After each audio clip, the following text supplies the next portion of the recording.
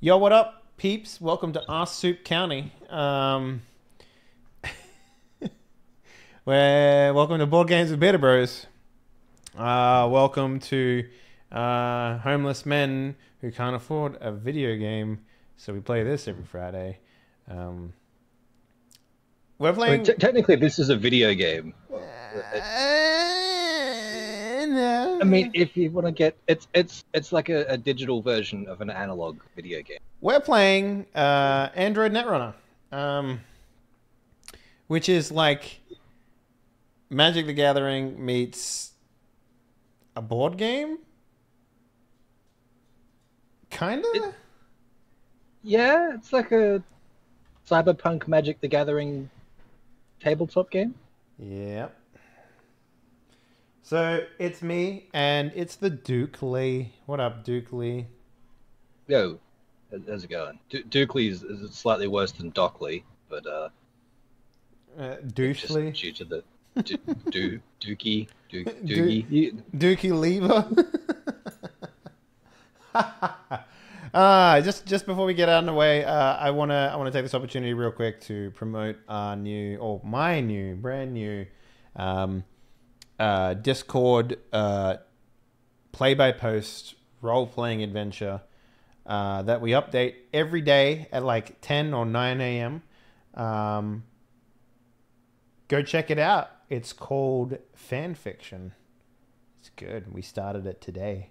So tomorrow will be the first update and GM turn. So we'll see how we go. But yeah, anyway, back to board games. Android Netrunner. No fucking idea how to play it. I have a bit of an idea. Yeah. Like I watched like some YouTube things like how to play Android Netrunner, and I looked and it was like an hour and 20 minutes. I was like, yeah, that fucking makes sense. Mm-hmm. Is there was some tutorial decks, yeah? Yep, I've already done that. It's quite nice. It had buttons. It's like click here to use the tutorial decks, and then click here to clear away all the other stuff. So the basic, have our tutorial. yeah, the basic synopsis of this game is that there's a game that you can buy. It comes with basic cards. One player always plays a mega corporation, hell bent on creating the next NERPs. The other player plays a Netrunner who is trying to take down that evil corporation, unlock its secrets, that sort of thing.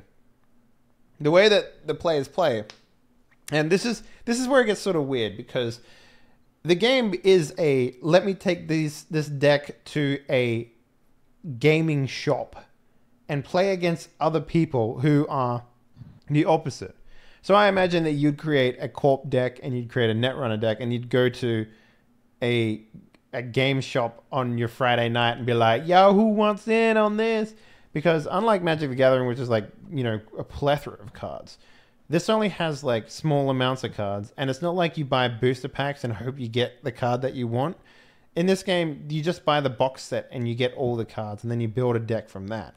So it's sort of like this weird game. I don't know how else to describe it. That's all I really know about it, other than that. But yeah, I'm playing the Netrunner. Doc is playing the corp. Wait, in that case, now that you should actually be on red and I should be on blue, Why is that? because this is the Netrunner side and that's the corporate side. The What? table is, yeah, Are you fucking serious? yes, red. So this side is the Netrunner side. So this is like your programs, your hardware, your resources and stuff. The blue side is the corporation side. So you've got your servers, the ICE, the HQ, and everything over here. Okay, Yeah. so I also heard that the Netrunner side, it's weird that is blue and it's got a giant Netrunner there. That's but why I said you should be blue, because it had the big Yeah. Netrunner writing there. It's kind of interesting too, because it's like I heard that the Netrunner, the corp side, is like playing it's like playing trap cards from Yu-Gi-Oh. Yep. So it will literally be like, I will place a card here, and that'll be like, this is the thing that I'm working on, and then I will place trap cards in front of it, and you have to like go through them to get to the thing I'm working on. Yeah, I'm being told that the actual name of the system of games that we're playing is called a living card game. So there you go. Yes, it's a living card game because Living it card game. continues growing and changing as they release new Mm-hmm. expansion. Kind of like that Star Wars game that came out recently where you get like 3 heroes. We should look at that, by the way. That game looks fucking dope. I don't know if you've seen that one. Don't think so. You get like a hero and 2 minions, and then it's like you build a dice pool based on those heroes and cards and stuff. It's cool. Like it looks cool. I thought it was cool. But yeah, maybe we can have a look at it after this. Who knows? And then the Netrunner side of things is like Magic the Gathering, where you pay for things and you play it. Apparently. So yeah, what do we do? Right. So to begin, Is there a tutorial? Shuffle, so it's handed out our loading decks. So go ahead and give them a shuffle. Okay. Yeah. Real quickly, I'm just gonna actually download this rule set. Let's see. Open. Fucking. So I believe we start with 5 credits each. Let me double check.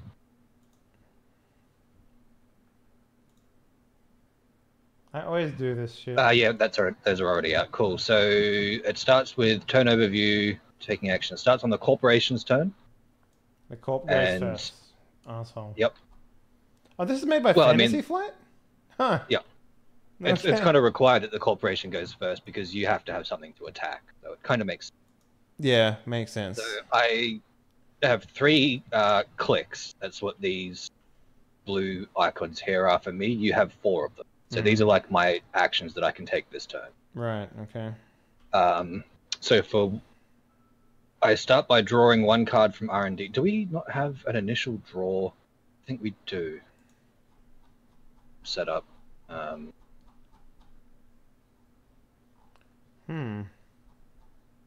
Okay, choose sides, create token So bank, choose gather sides, create credits, token. advancement, brain damage, blah, Draw blah, blah. starting hands. Each player draws 5. After drawing starting hands, the corp may choose to take a mulligan by shuffling his hand back into the deck. Drawing a new Okay, so I hand. draw 5, okay. Shuffle, 5.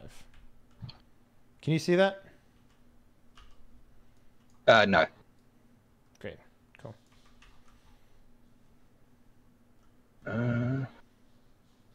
Okay. I'm okay with Man, not I'm taking a mulligan. I'm reading these things, and it's just like a buzzword. It's like, Oh yeah, no, this is very flavorful game. Yeah. So I've decided not to take a mulligan. So now you may decide whether you want to, so you can redraw your 5 cards. I don't fucking know. We'll go with this. Yeah, I don't know if this is good or not. So I'm going to stick guessing with that what the I have. power of the card is up the top left, or the cost of That is involved. the cost. of playing Everything it. seems to have a cost. Yeah, most things. So draw phase. Corporation draws 1 card from R&D, which R&D is the name of my draw pile. Oh, okay. So I draw 1. Okay. I like this. And virus now I card. have 3 actions to spend on things. Okay, sure. For 1 action, I can draw a card. For 1, I can gain 1 credit. I can play a card, like install it. I can play an operation, pay to advance. I can trash a resource from your rig for 1 action and 2 credits. Where are you reading if this? you are What page? tagged. What page is this? Page 12, PDF. Okay, I'm almost there. Action.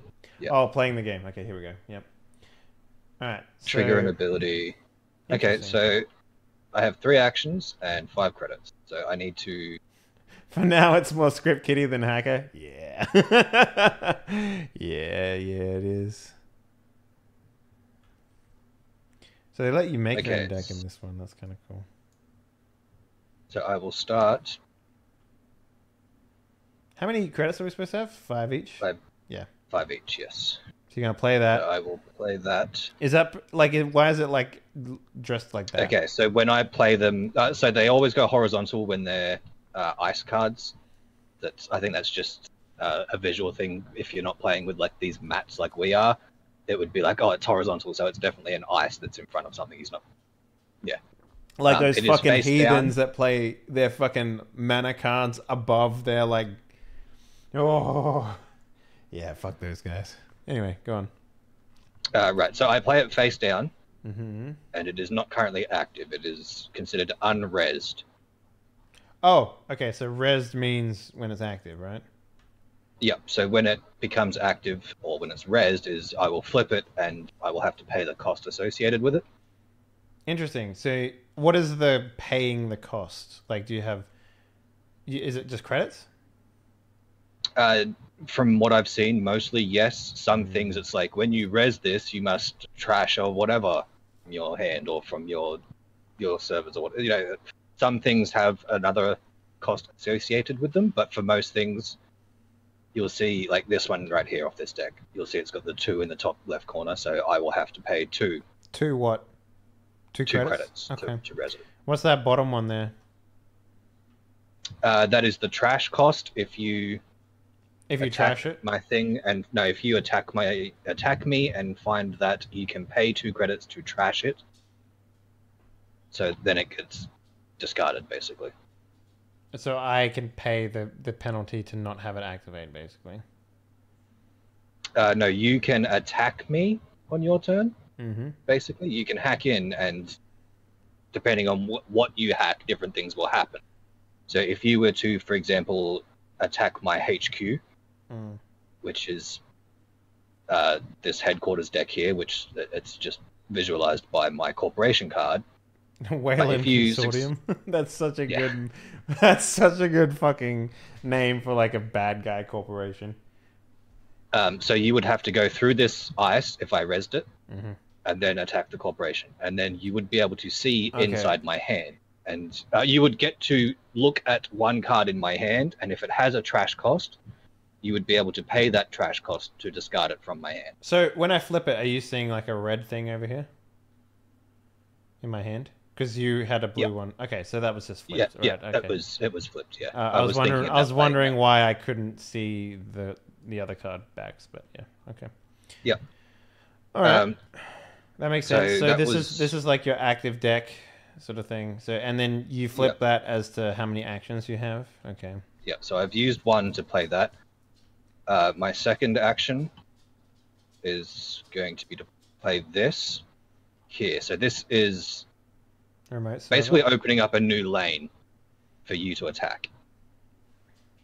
I will have to pay to activate this as well. But so you can attack my root, my HQ. You can attack my deck. You can attack my archives, which is my discard pile. You can also attack any servers that I create. So why would I attack these anything? Okay, so if you attack my archives, it's my discard pile, and you can trash things out of there.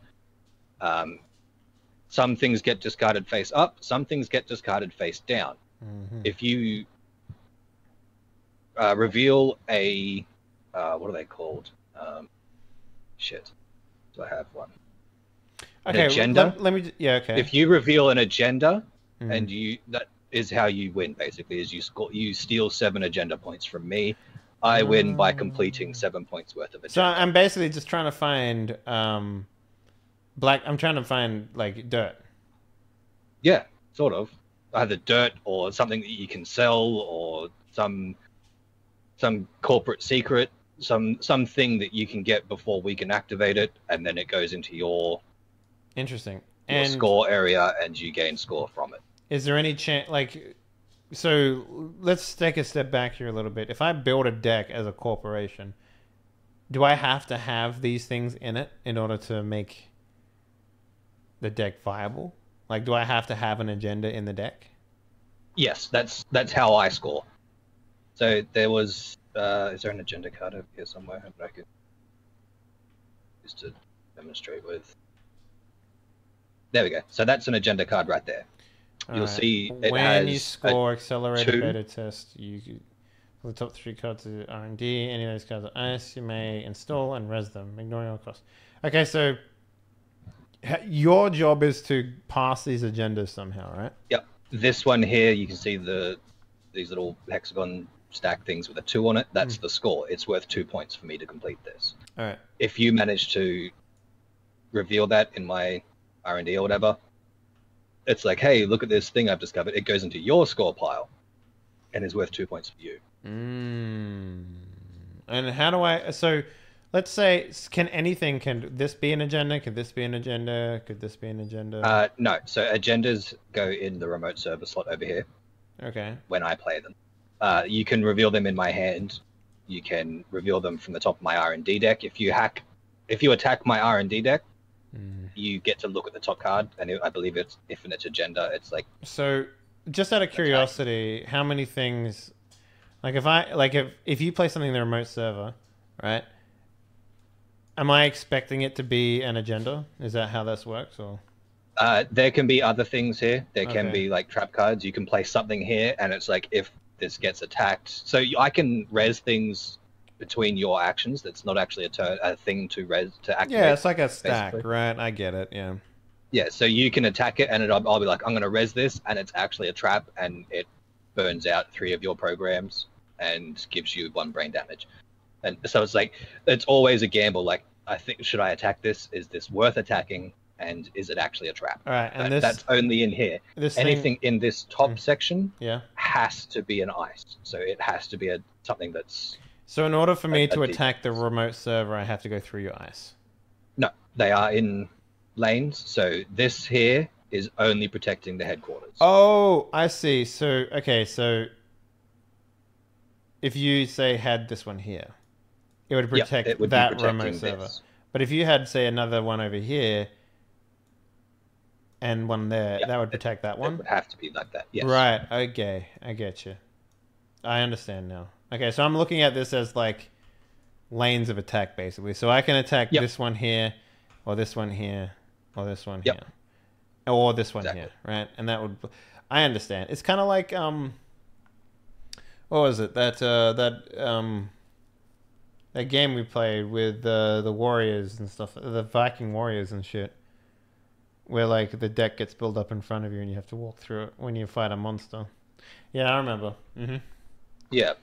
Okay, cool. All right. Well, that makes a lot more sense. So okay, so I have one more left. What's this over here? One more. Why do I have a card here? By the way, hang on. So I'm playing my final click. And that is the end of my turn.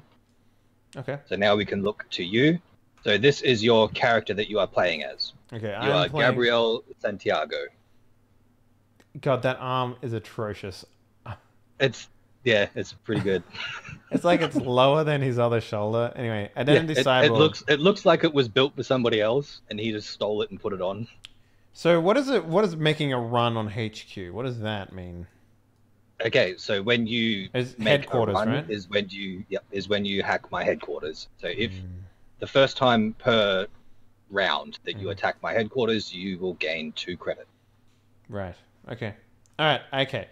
So let's take this step by step. Since this is our first learning game, we can basically almost play with everyone. Like we can almost play with questions in mind. Yeah.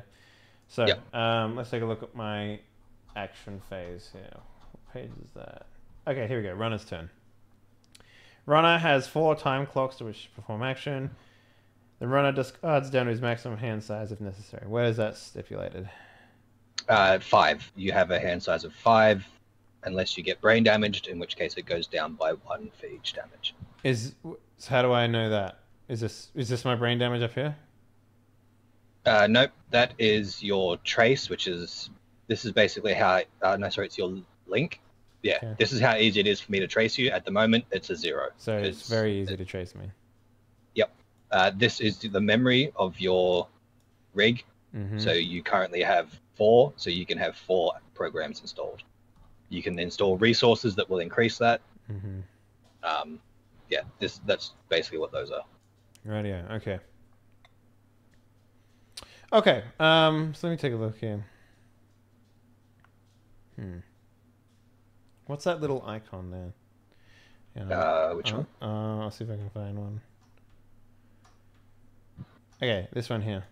It's got like gain a diamond or expose 1 card. Those are credit. gain 2 credits or expose 1 card. So that would exposing a card would be one of my face down cards. You could look at it. Oh, so that's like I reveal it play and see that, what it and is. then like either you expose a card or I gain 2 credits. Yep.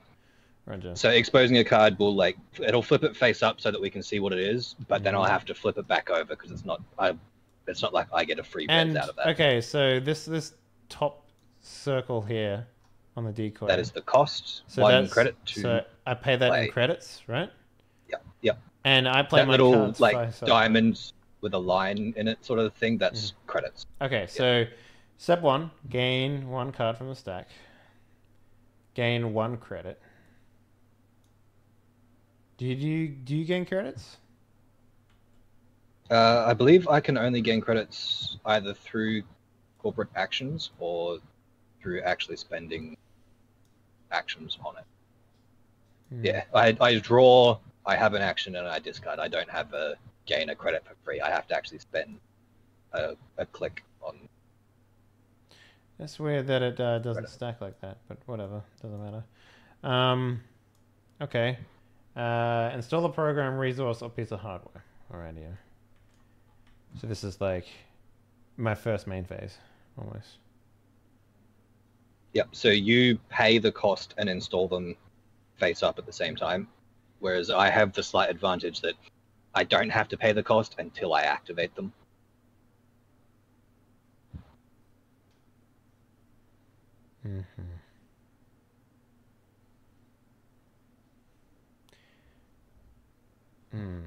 Okay.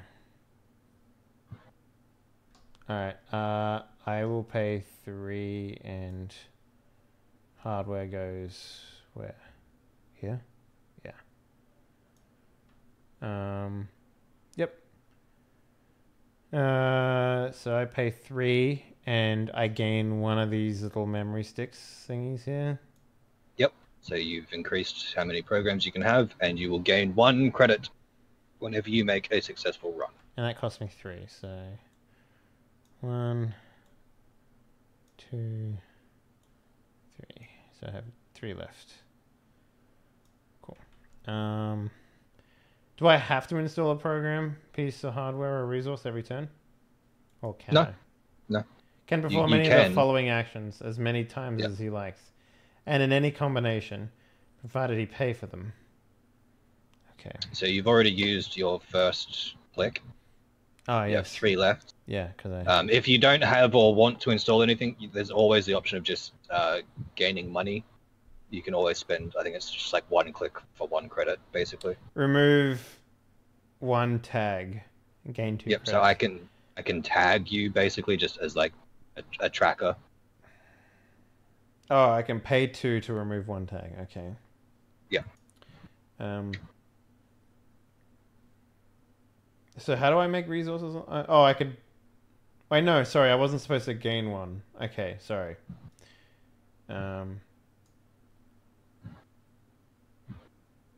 Wait. Takes action by spend. He can only take 1 action during his action phase and must spend all 4 of his clicks. Any number of the... Okay, so because I drew so your 1, action phase is just action and then discard. You don't actually get a free draw, but you do get a free turn. But you do get 1 extra turn than I do, so... Wait, so I don't get a free draw at all? Yeah. No. You only draw when you choose to, basically, when you spend an action to draw. Alright,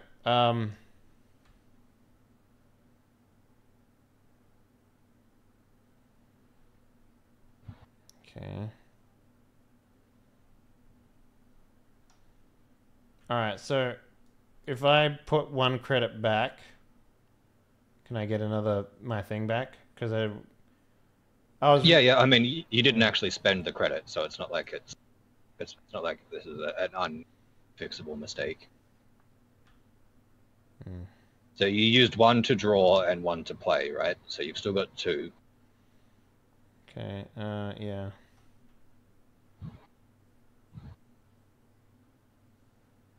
All right, I'll pay 1 and use this event. Sabotage. Choose an unres piece of ice. The corp must either res that ice or trash it. Okay, so you can pick one of these two, and I can choose to either... So where does that go? Event goes in my heap, I guess? Okay. That's my discard pile. Right? Yeah, goes into your heap. So I can choose to either res it or trash it. I'm going to pay to res it now. So this is a way of, you've just forced me to pay a bunch of credits for something. Yeah. So, yeah. Now you know what it is. Trash one program and the run. Right, so how this will work is if you try to do a run on the corp, you'll have to face off against the ice first. It is a sentry type ice, so you'll need a program that can defeat sentries. It will tell you on the cards. If you don't have one, it will start going through these little things up here. The first thing it will do is trash one of your programs. The second thing it will do is end your run. I see. Alright. I am going to do another event.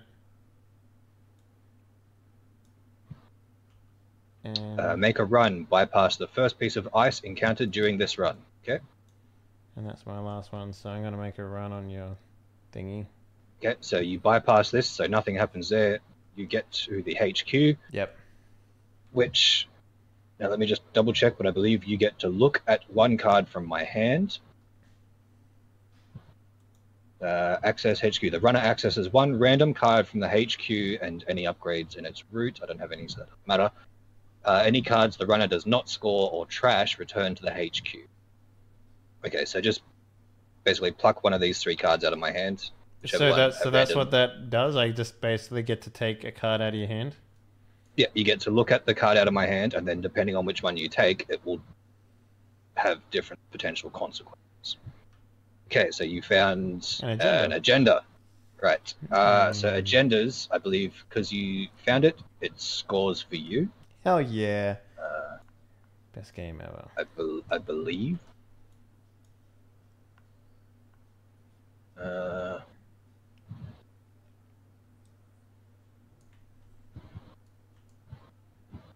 What's the number in the middle there? I mean, click trigger. Okay. Hacker man. Hell yeah, riding the future waves of hacking. Okay, so you flip the agenda, you steal it and add it to your score area. So I believe that's, yeah, so as soon as you reveal that as an agenda, I think it just immediately goes in to Fuck yeah. So that's a win condition. I got one victory point then. Yep. First person to, so winning is either the first person to 7 victory points wins, or you can be killed. Oh, you can just kill me? If my R&D deck ever runs out of cards, I lose as well. So it's either the first to 7 points, or I run out of cards, or you run out of hit points. Do I ever refresh my deck at some point? Like, I'm assuming there'll be cards that does that. Potentially? I don't know. It doesn't say anything about you running out of cards as a win or lose condition, so... Okay. I'm not sure. There was a cyber card game in the 90s that was set in cyberpunk world. Yeah, I actually have someone who's in my Discord. I can't remember who it is right now, who's scanning, or like in the height of me running Cyberpunk 2020, he was like, oh, I have all those cards. I'm just going to scan them and make them a game on Tabletop Simulator. I'm like, fucking cool. I would probably play that game. But yeah. Anyway. So, your turn, I guess. I flip all my little doodles. Right. And then I discard down to my hand size, which is 5, which I don't have. Wait, so I can like have 5 cards, take 2 actions to draw 2 cards, and then still be at 5 cards. Spend them. And then spend them and be at 2. Oh, that's interesting. Yep, so you can like hold on to things in your hands. Although, if I damage you during a run and give you brain damage, it like discards one of your cards, basically. So where is my brain damage like, where is that?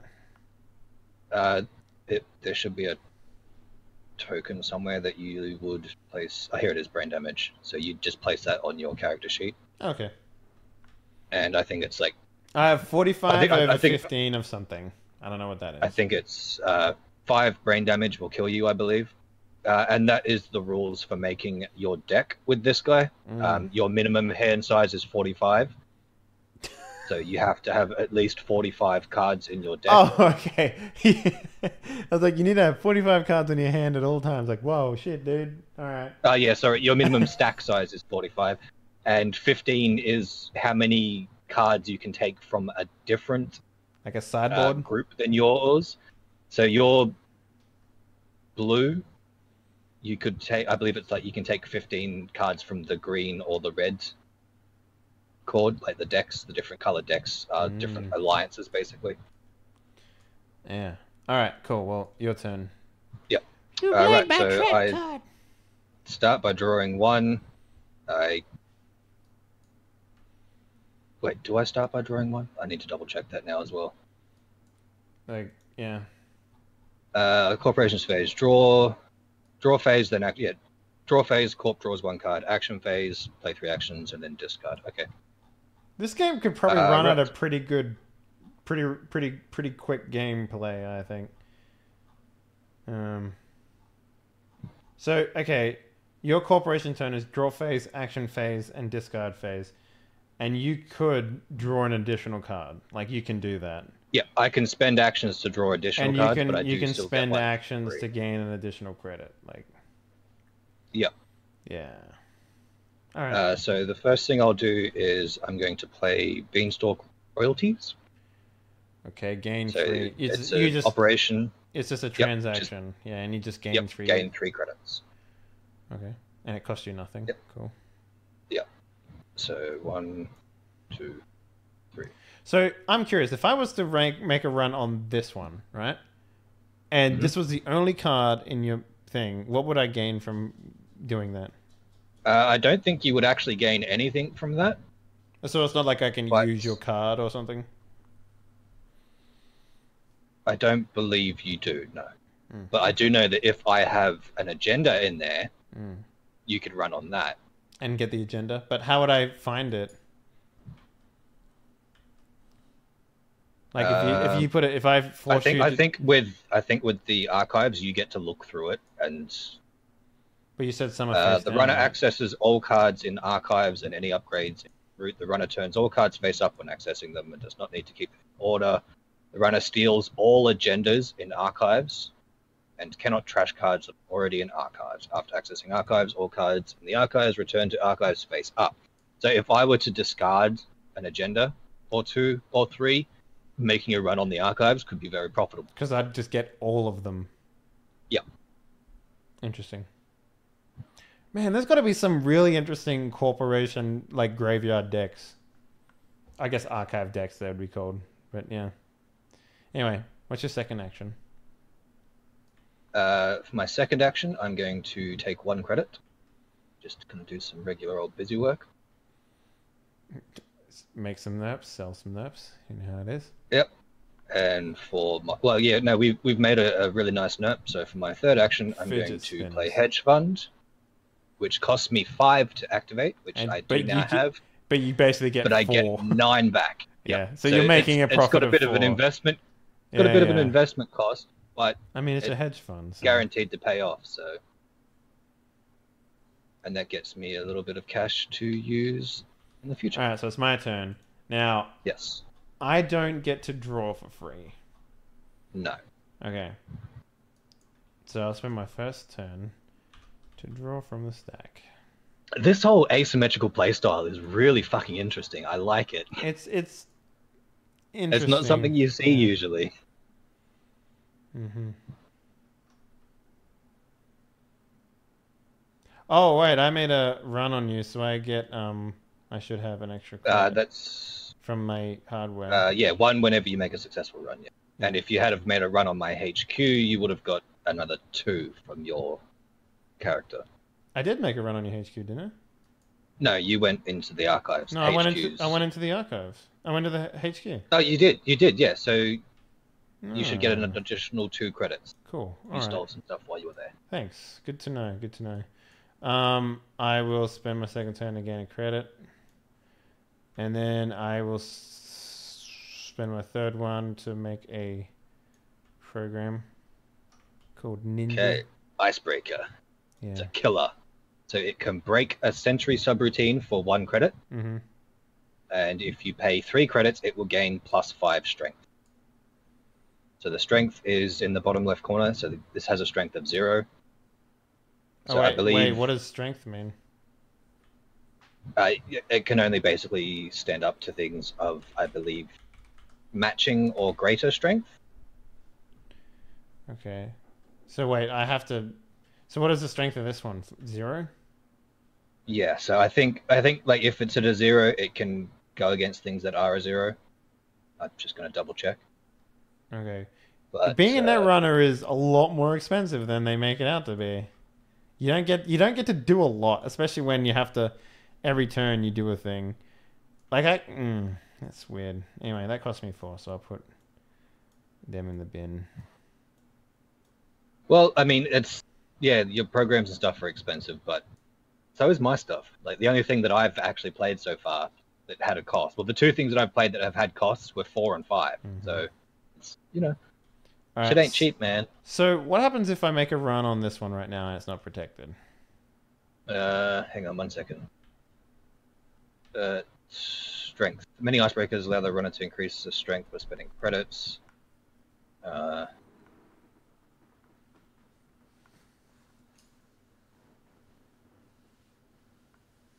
In addition to the... Oh, wait, no, that's in addition to... Icebreakers are programs, subtype, runner can... Each icebreaker has a strength and install costs of 1 or more subtypes that reflect what kind of ice subroutine it is designed to break. The runner uses icebreakers to interact with and break subroutines on ice. An icebreaker can only interact with ice that has equal or lower strength than the icebreaker. Okay, so it can go up against anything. 0. Yeah, it's fine. Yeah, 0 versus 0, or you can spend 3 credits to bring it up to a 5 at 1 run. Okay, so you were asking if you went on something. Yeah, that so wasn't the first one is dependent? initialization phase. I declare which server I'm attacking. Can only run against a single server per action.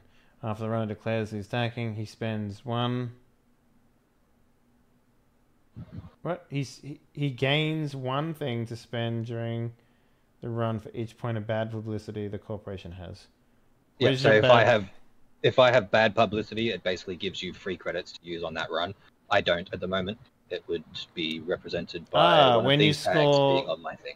When you score hostile takeover, gain 7 and take 1 bad publicity. Okay. But because I grabbed that agenda early, you can't do it. I see what you're saying. Cool. So you're not EA right now. Okay. If there's ice protecting the server, proceed run to confrontation. If there's no ice protecting the server, proceed to access phase, which there wouldn't be. Access phase. The runner has passed all the ice protecting the server. He has 1 final opportunity to jack off. If he chooses to continue, the corporation has 1 final opportunity to res cards.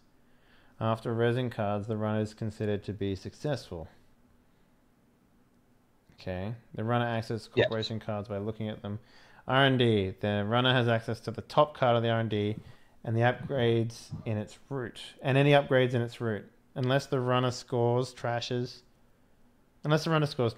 or is forced by the card text to reveal a card, he does not show the cards access from R&D to the corporation. Okay, so I would look at that secretly then, yeah?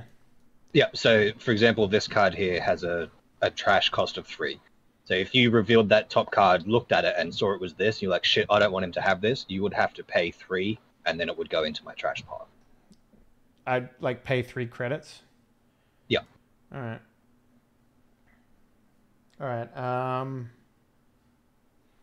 Okay. But yeah, anything that doesn't have an ice is basically free for you to just look at. Alright, I'm going to take this one then, unless you're resing something.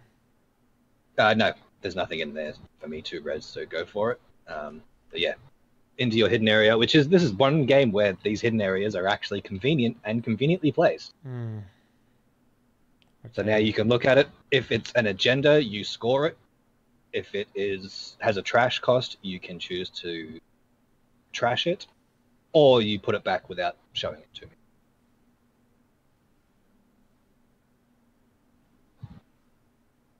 Or is forced by a card to reveal the text. He doesn't show it. So, wait, I just got to see the top of your card, basically? That's it. Yep. Yep. I mean, it could be a way you could potentially destroy something valuable or steal an agenda. Like it's, I have no idea what it is, and I won't know until I draw it. But it's a gamble going in there because you have no idea what it is. Okay. Well, I mean, I get money for doing it, so I guess that goes Yeah. back. I gain a credit because I did a successful run. Yep. So I believe you still have 1 click left. Oh yeah, that cost me a click. If I do that again, You will just gain another credit. I Sure. just gain another credit, and that's interesting. That's interesting. I wish there was a way for me to be like, I accessed R&D, now I get to choose whether that goes on the top or the bottom. You know, like, that'd be cool, but... So what do I get for doing the archives? I believe The it's runner the same access sort all of the thing. cards in the archives and upgrades in its root. What does upgrades in its root mean? So I can play cards. See, it shows root below these. It's basically I can put something down here that'll be like this place. Anything here has +1 strength or whatever. Right. But like everything else I do, I can play them face down and only activate them when needed. Okay. All cards in archives and any upgrades in its root. The runner turns all cards face up when accessing them. Doesn't need to keep them in any order. The runner steals all agendas in the archives and cannot trash cards that are already in archives. Okay. So because you know there's already no agendas in there, there's not much point to doing it, I suppose. Yeah, no, there's not really. 'Cause that's really the only reason to go into the archives is if you've seen me discard something and you think it's an agenda. Yeah. All right then. Well, I'll just draw another card, I guess. I don't know.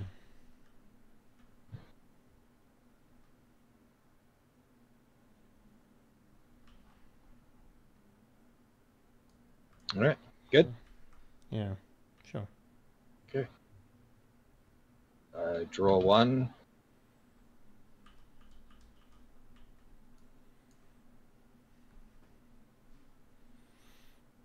Okay, I will spend 1 click putting this face down here. Yeah, it's a little like MTG, but not really. We're kind of. So you drew one, or you placed one down? I played 1 here. Oh, you get to down. draw for free, right? Yeah. Yeah, I get my initial thing is free. I don't know if I think I probably would have preferred to draw one for free every turn, but that's just me. I mean, you get a 4th action, and Yeah, I suppose if you spend always one card on drawing a card, then it's the same thing, right? So yeah. I just need to see where I play this particular card. Okay, so they go there. Okay, yeah, I'm fine with that. So I will pay a 2nd click to play this in an additional remote server. So I also looked at the servers, and it says the Netrunner accesses all cards in the server. Does that mean you can stack more than one card on like this one? Yeah, I can. So these, it doesn't show it on here, but I can have like a upgrade behind it as well. Okay, and so it can only ever be one card on that stack there, yeah? Yeah, the upgrades will go behind it. Right, I get you. To indicate that this is the thing that's here, and this is the thing that's upgrading it, basically. Okay. I'm gonna look for that Star Wars game. What was it fucking called? Right, I have 1 action left. I guess. What have we got? My mind's telling me no. Oof. Let me have a look at these. But my body's telling me yeah. Lavender CO resubbed for 4 months. Ma'am, I'm into telly. Man! Thank you for the resub, Lavender T. Welcome back to the cockpit. Enjoy your stay. Enjoy the emotes. But yeah, the game I'm thinking of is called Star Wars: The Card Game. Original, right? Same thing. You get like 3 cards and you build dice packs and shit. It's cool looking. It's cool looking. You finished your turn? I just need to check one thing for me to activate things, basically. You have to pay money, right? Yeah. You want to see like if it costs you a turn? No, an advance agenda? a card. One, is that it? Let's take a look here then. Advancing a card. Advancing. For one For turn. 1 and 1, the corporation adds Yeah. 1. Agendas can only be advanced. The corporation adds 1 advancement token. There's in no the limit install to card. the number. Agendas can always be advanced while installed. Other cards other than agendas can only be advanced if the text box allows it. There is no limit to the number of times a card can be advanced. Yeah, I'm just looking to see, is it 1? Yeah, okay, so it's one click and 1 credit to advance it once. I can't do like spend 1 to advance it 3 times. No. Okay. Right, so I think I know what I'm going to do. I think this is the one. Yeah. Right. Right. So what did you If do? I'm doing this correctly. No, because resing doesn't cost an action, so that's fine. So I can res that without paying, without a click. So that costs me 2 credits to res this, which activates the pad campaign. I'm basically selling you a new iPhone. It's just like the one you just bought, only better. So I can force you to trash that for 4 if I access that database, right? Or the remote Yes. server. And in the meantime, it will be gaining me 1 Resing a credit. card per does turn. not cost the corporation a click. Yes, That's what it says here, yeah. yeah. However, I do. What the thing I was looking for You was do I'm need to going pay spend the 2 1. money? Is that what that is? Yep, I did that, and I'm spending 1. My final click to advance this. There's some markers. Is that the advancement markers? I think That just says marker, so... Yeah, so I will place that there to advance this by 1. Okay. Does it have a different side? I guess that's the red side. Good side, bad side, whatever. Okay. Yeah. My turn.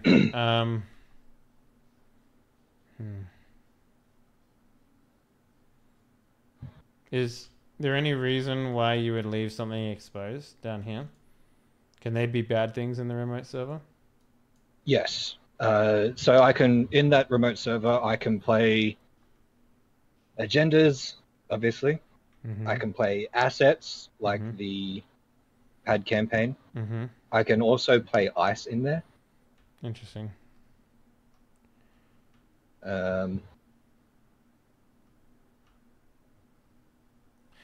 Okay. Well, on my first thing, I'm gonna make a run on here. On where, sorry? The HQ. Okay.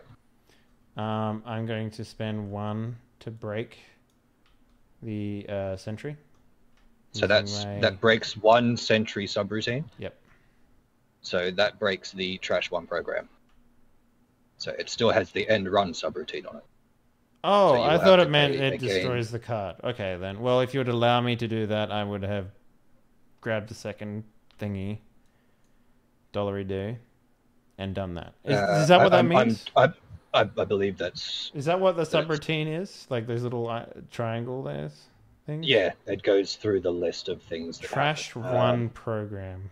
This symbol stands for Oh. subroutine and only appears on ice. Each symbol marks a single subroutine on a piece of ice. So break. So you broke the first one, and you'd still have to break the second one, or it would end the run. So it's Okay, well I'll do both then. I'd spend my first action getting a second credit, credit, And my Second action to attack. is activating, yep, and then Yeah. you spend both credits to trash one program and Yep. a run. You skipped both of those, and you are in my HQ. Which you don't have anything in your hand though. Yeah, I know. Oh, that's stupid. Why did I do that? Well, I mean, you still gain 3 credits. You get Mm. 1 from your Desperado and 2 from your character. So So I mean, if there's nothing in your hand, what else does it do then? Anything else? all it does when you access the HQ is lets you look at 1 card from my hand. That's So yeah. So what am I looking for here? Just trying to find your things, and we just keep playing until I find it? Yeah, so you're looking to steal my agendas. Okay, the runner accesses 1 random card from HQ and any upgrades in its route. Any cards the runner does not score is trashed, is removed, is returned to the HQ. Right? Yep. So that's this thing here, right? Did I not Yeah, get... this is my hand. Wait. This card is literally just 1 card. It's my corporation Okay. logo, basically, and it represents my hand.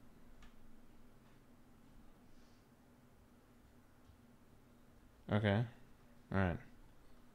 So... Alright, okay. So you would get to look at 1 card in my hand. If it had a trash cost, you could spend to trash it. If it was an asset, you would score it. Okay. Sorry, if it was an agenda, you would score it. Otherwise, it goes back into my hand.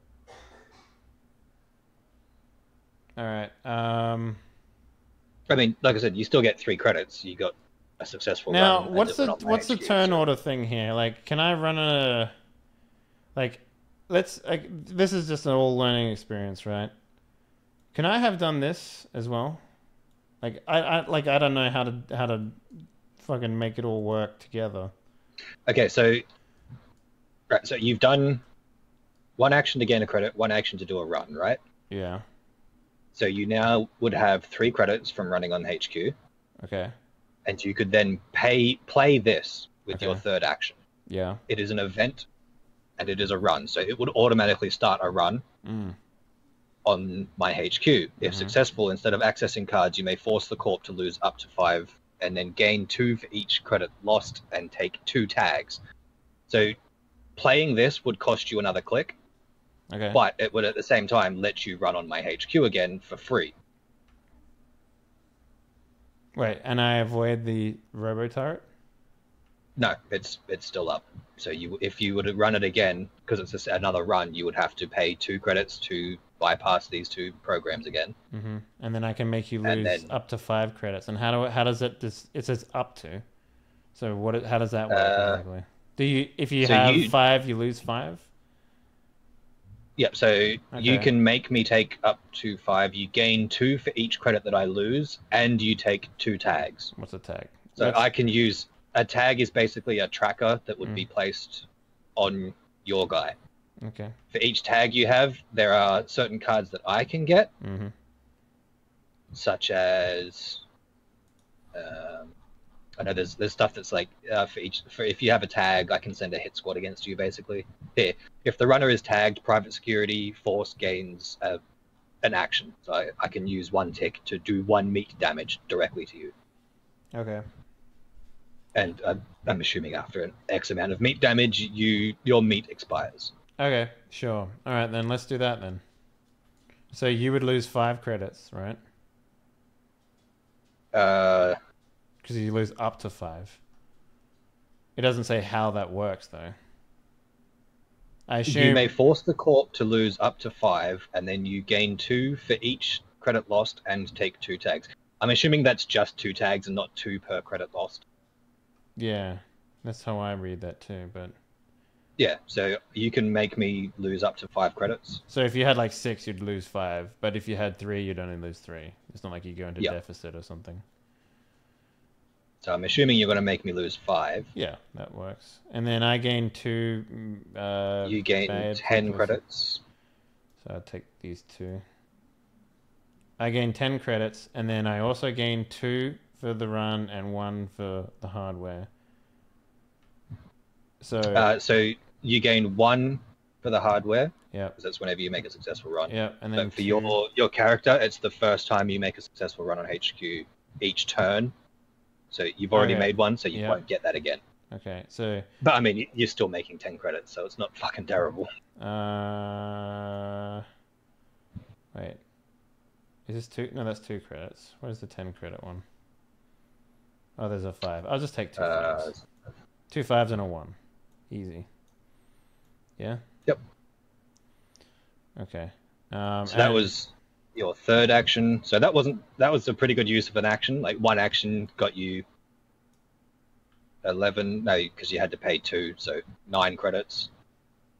Oh, right. So hang on. I did the run, I had 2, and then I went down to 0. Then I successfully did it and got 3.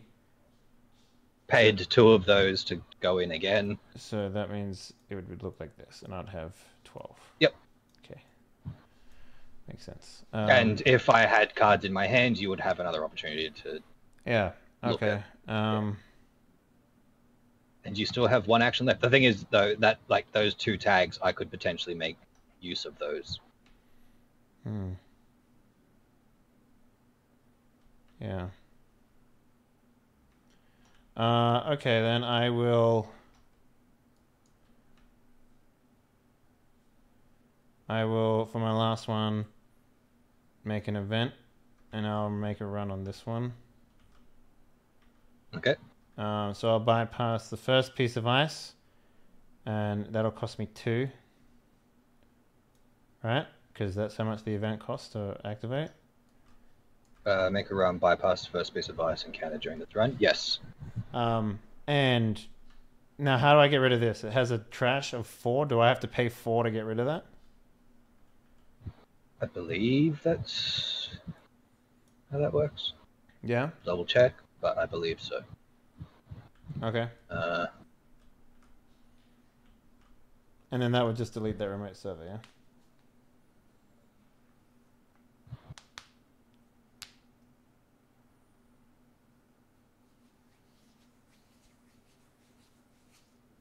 So you trash the last card. Yes. Okay. Access all cards in the server. If the runner accesses a card with a trash cost, he may pay credits equal to its trash cost in order to trash it to archives face up. Okay. Cool. So you can pay 4 credits to trash this. I will. And then because it was a successful run, again, an extra credit. Cool. Alright, I think I'm starting to get how this works. Theoretically, if I played this right, I probably should have used that event first. And then did the run on the first one with the event that cost 0. Instead of like starting the run separately, you know? But whatever. It's not a big deal. Alright, you're up. Okay. So tagged, while you are tagged, I may, as an action, spend 1 tick and 2 credits to trash one of your resources. Okay. Certain card effects can also trigger off the runner being tagged, and it is usually dangerous for the runner to remain tagged for very long. While tagged, the runner may spend, as an action, 1 tick and 2 credits to remove the tag, returning it back to the token bag. Mm-hmm. Okay. I'm not sure if that ice that I have out goes away because its server went away. That's a good question. If that's the case, then making that bypass that first one is like strong.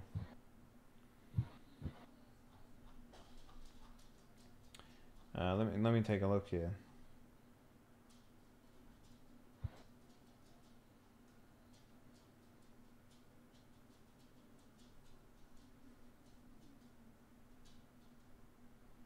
Trashing cards. Okay.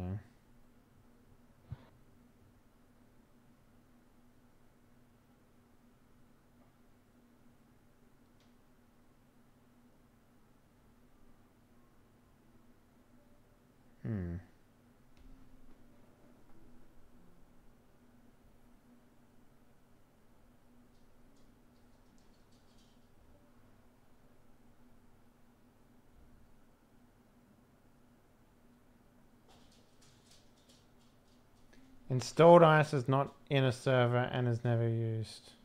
That's what it says here. Note. Yeah, so if I were to install an ice in a server, it's considered empty, but it's still, you can still choose to attack it, but you will gain nothing doing it, and it doesn't fight back. Wait, it doesn't fight back. Yeah, that's what it means by it is not used.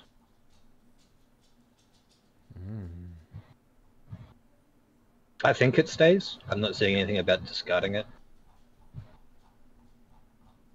I mean, sure. I'm trying to find more about this, what's it called? Servers? Remote servers? Yeah.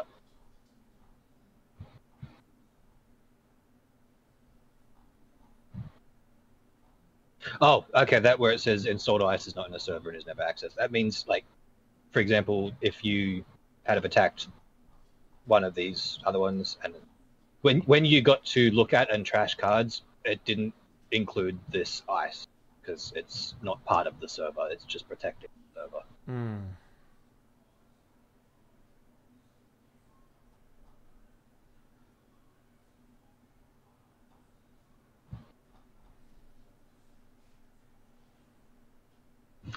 After the runner has accessed all required cards. He returns any cards not stolen or trashed to the original play state.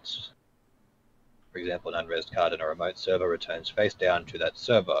When a card accessed from the HQ returns to the HQ. After a runner finishes accessing the cards, the run ends. The runner returns any unspent bad publicity credits to the token bank, and the runner resumes his action phase. Okay, so what does that mean?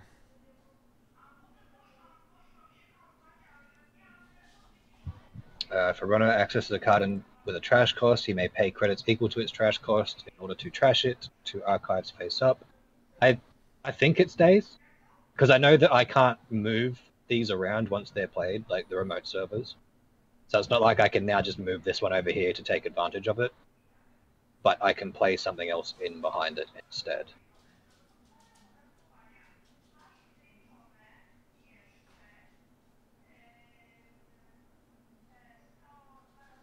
Okay. The corporation installs ICE to protect its servers. Installed ICE is always dedicated to a particular server and placed in front of that server. ICE can protect an empty server. ICE is active if rezzed and inactive if unrezzed. So, I mean, that sounds like it doesn't disappear. Because it can protect an empty server, so... I like, the way that I look at it is like, as a corporation, you have unlimited servers, right? I actually do. There's no limit to the amount of cards that I can play. It does say that, and they're only, like, I imagine they are only important enough to be looked at when there's something in the server for me to look at taking. Yeah, it's a security guard standing outside an empty room. Is there something important in that room? You'll never know. There's a security guard. Okay. So you're done. My turn begins. Yep. I lost my free credit, thank you. But I still get a free card draw. Yeah, I was just like, yeah, here's that was the equivalent of me being like, the iPhone X is the same as the iPhone 9. Everyone's like, whoa, you're right. No, you were the guy that created that the meme about recharging your iPhone in the microwave. The iPhone X is waterproof, guys. Try it out. Right, so I'm going to pay 1. I bet you could put down defenses before putting it in there. Yeah, I bet you could. Like, it makes sense that would be the case, right? I'm sure people do that, right? I'm sure people do that. For my second action, I will draw. For my final trick. Okay.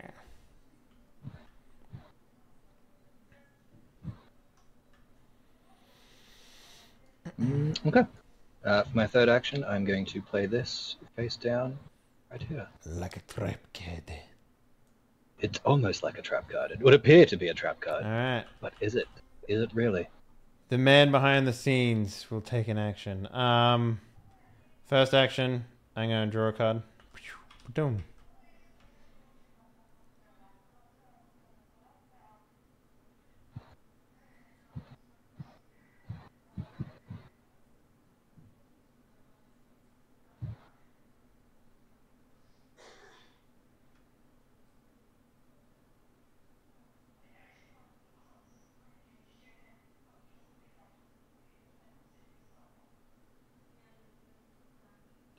Hmm.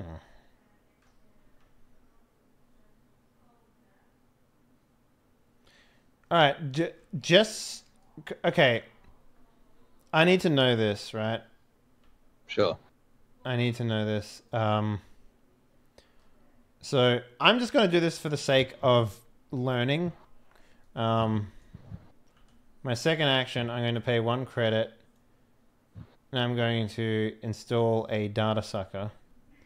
Okay. However, if my next action was to then make a run on the headquarters, right? Like, let's say that was something that I was going to do.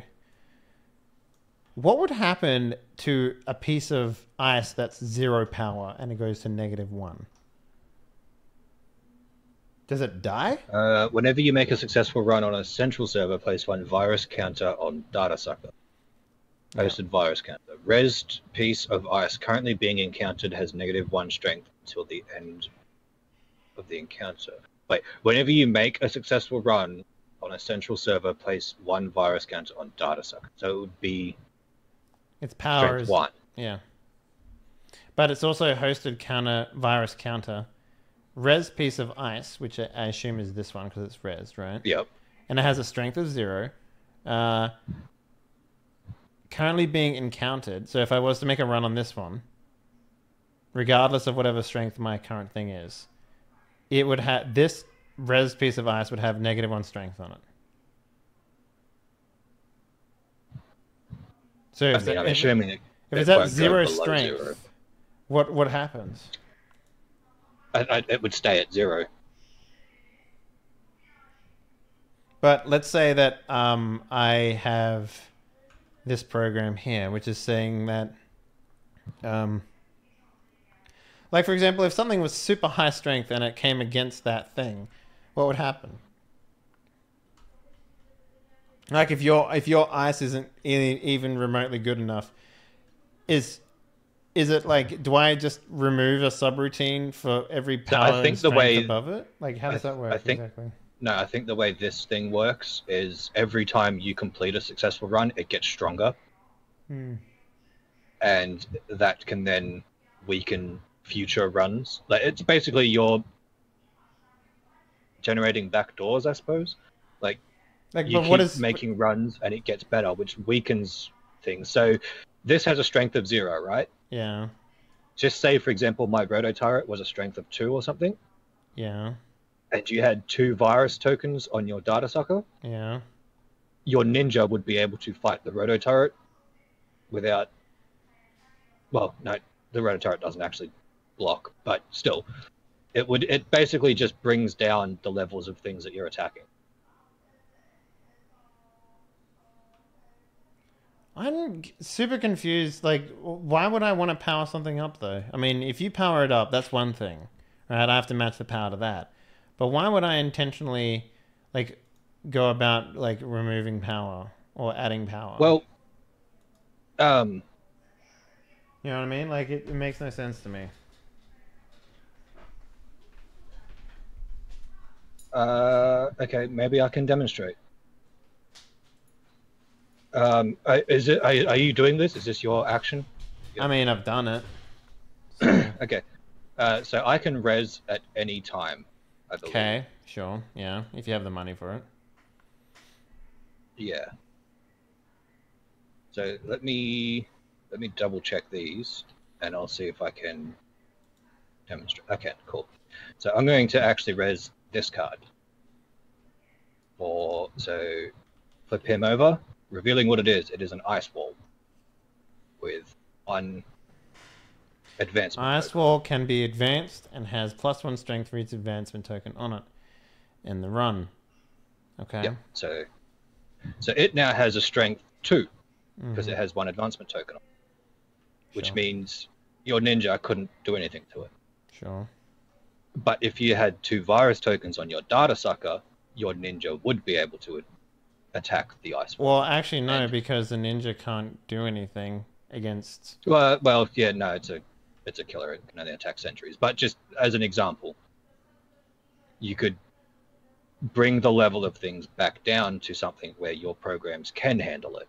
Whereas I can bring the defense level up Well, that's the other thing that's worth pointing out. Like, I have this program, right? How do I get past this wall? I can't. So you would need something that can break barriers. At the moment, you only have something that beats sentries. Mm-hmm. There are all-purpose attack cards. I think they're called AIs. Yeah. And there's like some event cards that can be used to attack anything. Mm-hmm. But starting out, you kind of need to have just like the appropriate program to fight me. And that cost 1. Oh, you did pay 1. All right. Yeah, I did. Well, I'm gonna draw another card because I haven't even seen anything in here.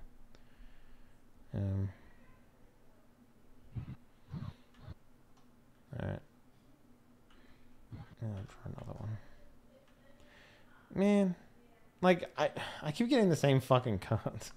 I guess it's a starter deck. I don't know if it's like that for you, but I keep getting the same fucking cards. So each card actually has a specific number of them in the deck, and it's listed on the card. Like your ninja program has exactly 2 of them in there somewhere. Yeah. So yeah, there are repeats. That is actually something that's pretty interesting when creating a deck. It's not like I'm going to have one of these. Mm-hmm. The card tells you how many you have to have. If you want this thing in here, you have to have 2 of them, 3 of them. Oh, really? Okay, that's interesting. Yeah. I didn't know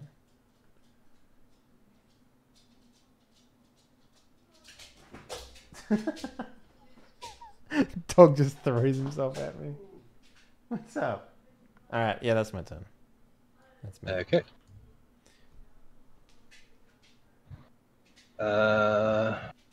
So I draw 1 before I do anything else. Mm-hmm. Aha! You played my trap card. You can't draw one.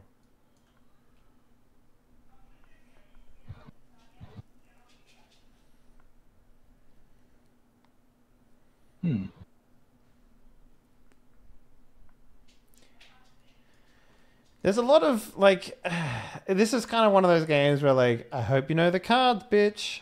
It's kind of a little like Magic, but Magic is kind of, like, more free-flowing. Which I think that's part of the reason why they release so many little booster decks, because people can create things that it's like, oh, I've never seen these before. I don't know how to counter it. Right, so... By the way, it's weird that my playmat and your playmat are like different size. I don't know if that's intentional or not, but I think that might... I don't think these are official. I think these are actually just someone made these. Yeah. Like, why didn't you just make them bigger for me? Anyway, doesn't matter.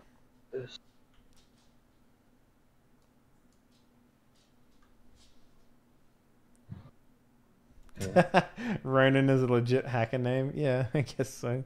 Samurai without a master. It's perfect. That sounds pretty fucking good. Right, so I'm going to spend 1. Okay. You only have that 1 credit. Hang on. Is that actually... What is that?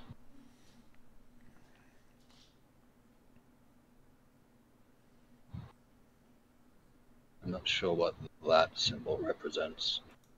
I mean, just play it. I mean, I basically installed a program to work out how it works. Yes, but I don't know if I can afford it, is the question. I don't know if that's the cost of it in some way, or...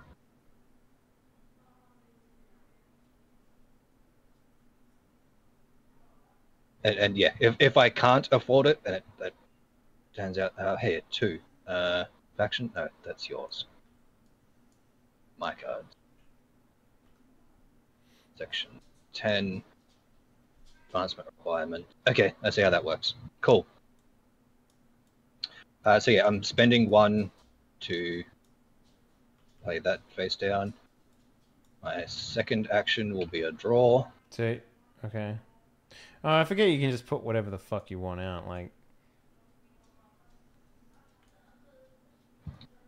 No, it still cost me 1 to install. Install an agenda, asset, upgrade, or piece of ice. So the first one was installing, the second one was drawing. No, I mean, you don't have to pay till you play them, so... Oh, yeah.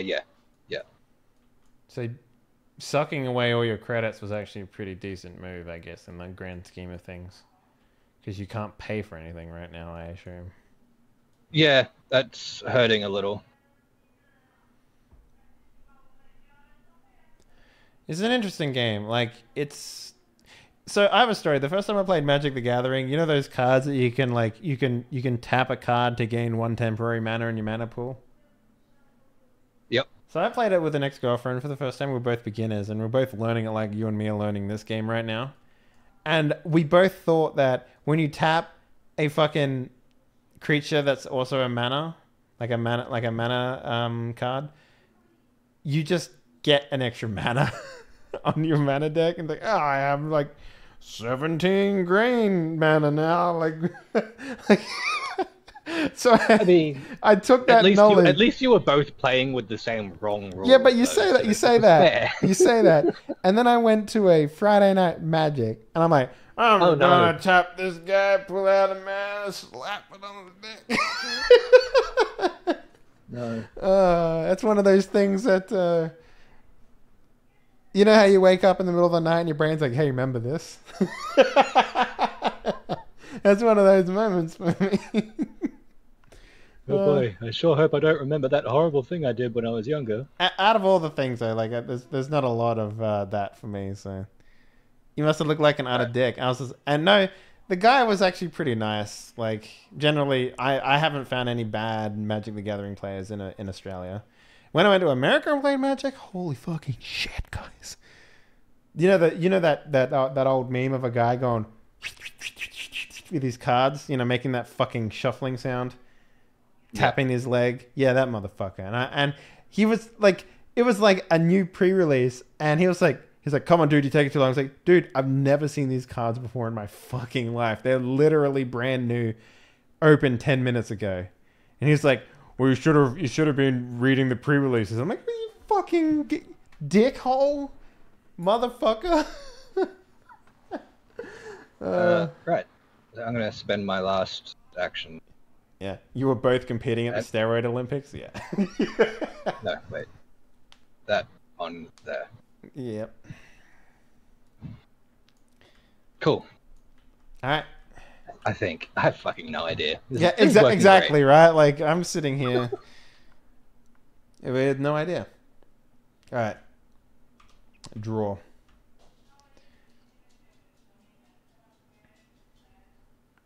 I like that your hand in this isn't referred to as your hand; it's your grip.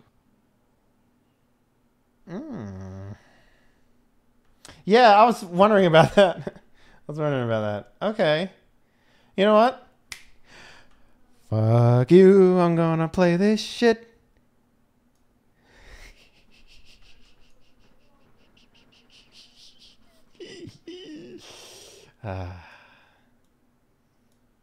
Give me a dash, say yes. Oh, and then I'm gonna make a run on your archives. Mm-hmm. So, second turn, run on the archives. It happens, and I'm gonna pull this because it's. Yep. So you get to look at that, and you can Cool. trash it or give it back. Now, what's the order on me getting the money here? Because it was a successful run on your HQ. So do I get paid now? Or So do I get the run hasn't ended yet. You're still on the run until you've. Just making ended sure, everything because that means you I have to, if I want to trash whatever I pull out, I have to have the money in order to do that. Yeah, it's the same as your data sucker.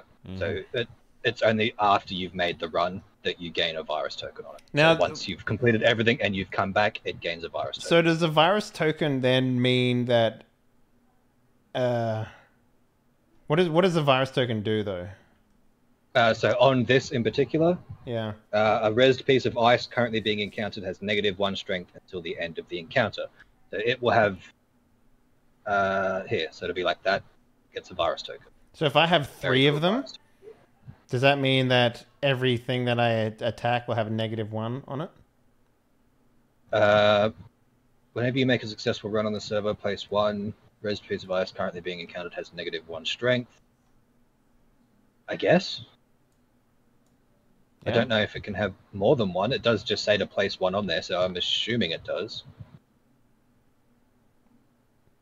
So what does hosted virus counter mean? Does that mean every counter I have? Is it because the terminology I is think intentionally weird so here, right? hosted specifically means on that card. Okay, yeah.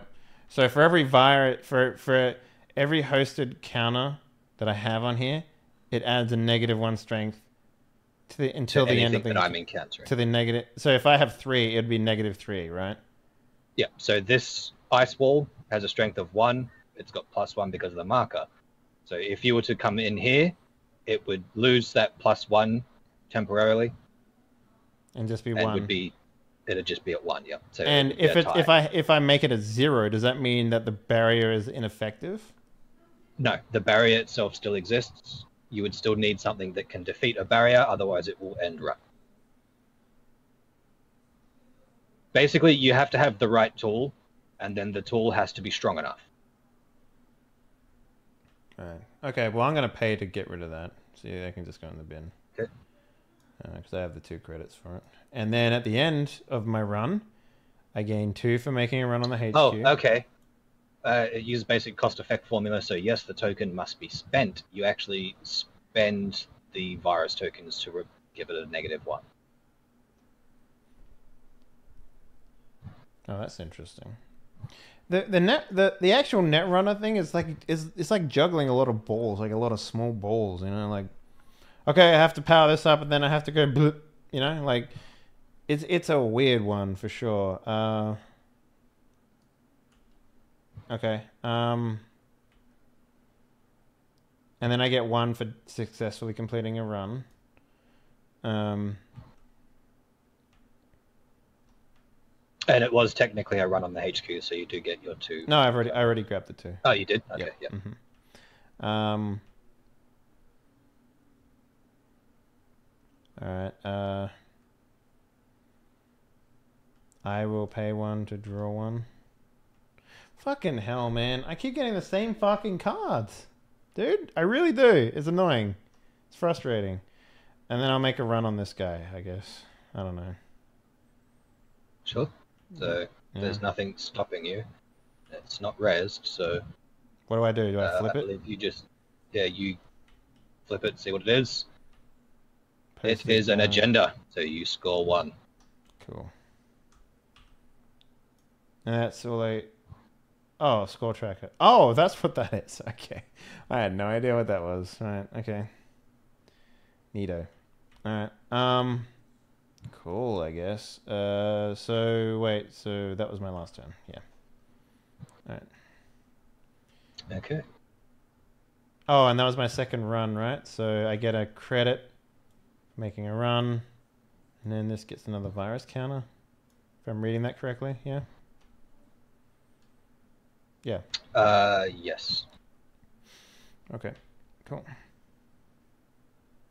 Alright, you're up, Bose. Right.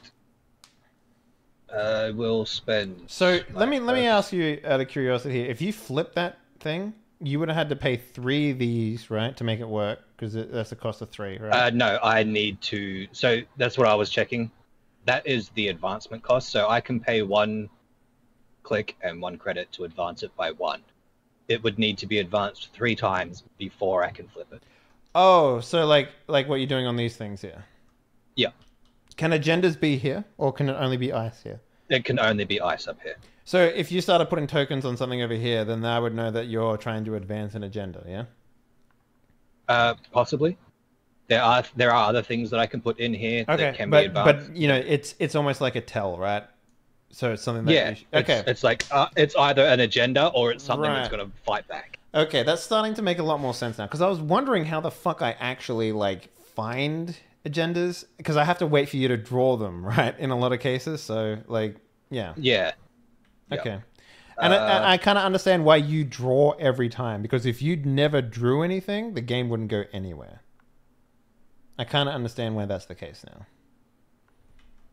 And I don't necessarily have to draw anything, which is interesting. So. Yeah, so I've spent 1 click to install this. Of course, why wouldn't you? I mean, it's probably not as bad as you might initially think it could possibly. Let me double check this guy. Yeah. So I'm going to spend 1 to draw 1 credit, and then 1 to pay said credit to this guy. Melange Mining Corp. Asset. Wait, so you paid... Wait, why are you paying money?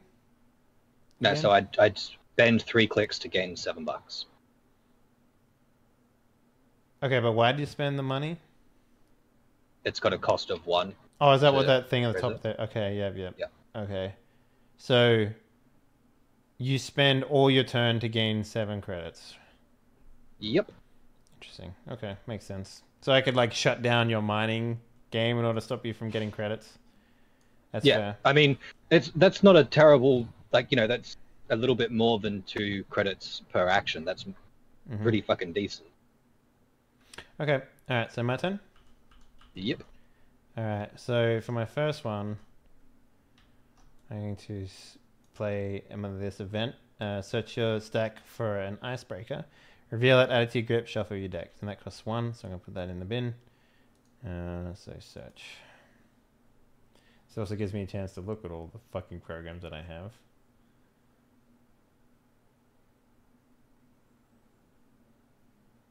So what am I looking for? An icebreaker. Which is...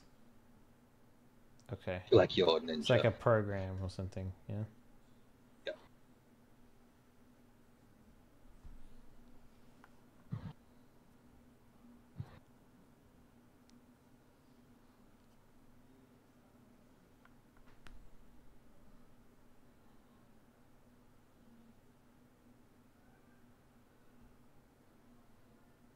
Okay.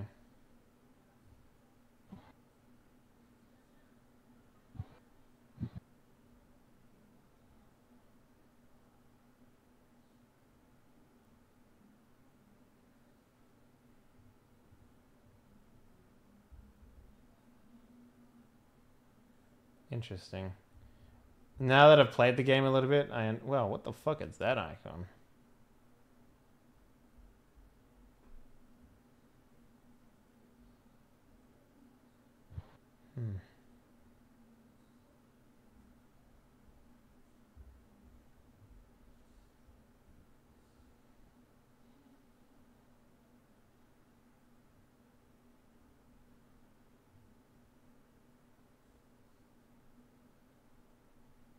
I was taking this opportunity to look at my programs.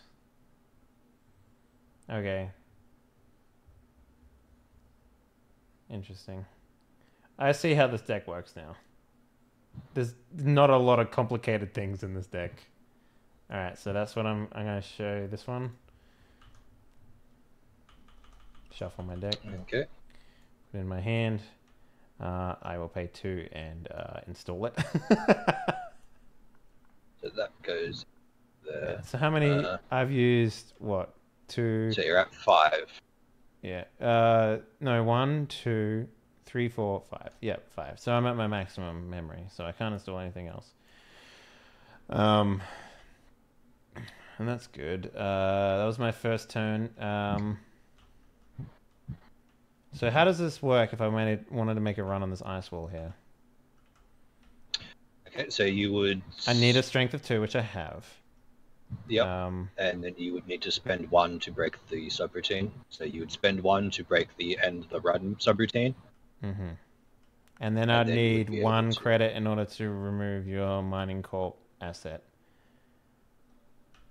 Okay. Well, in that case, I will spend my second token to do an event job, and I'll gain 3 credits.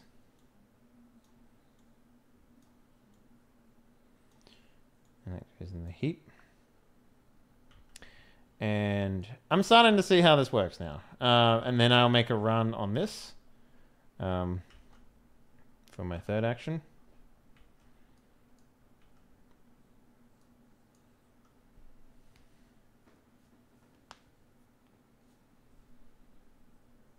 So I guess the icebreaker happens. I pay 1 to break the barrier subroutine, which is on there. So that's 1 credit gone. And then I pay 1 to remove that. Are you doing anything? You don't have any cards, right? So No. okay, so I pay another 1, and then I make you trash that? Is that how that works? Yeah, so that gets trashed. Yep. I believe so. And then that's a successful run. Spider-Man gets another Spider-Man. I gain 1 credit. And yeah, that's that. And then I have one more thing to do on my turn, I guess. I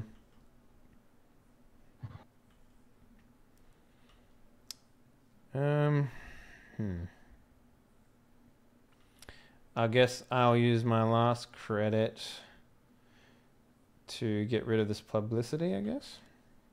So I can spend 2 credits and a ticker to get rid of publicity, yeah? A tracker, yes. A tag. And that'll be my turn.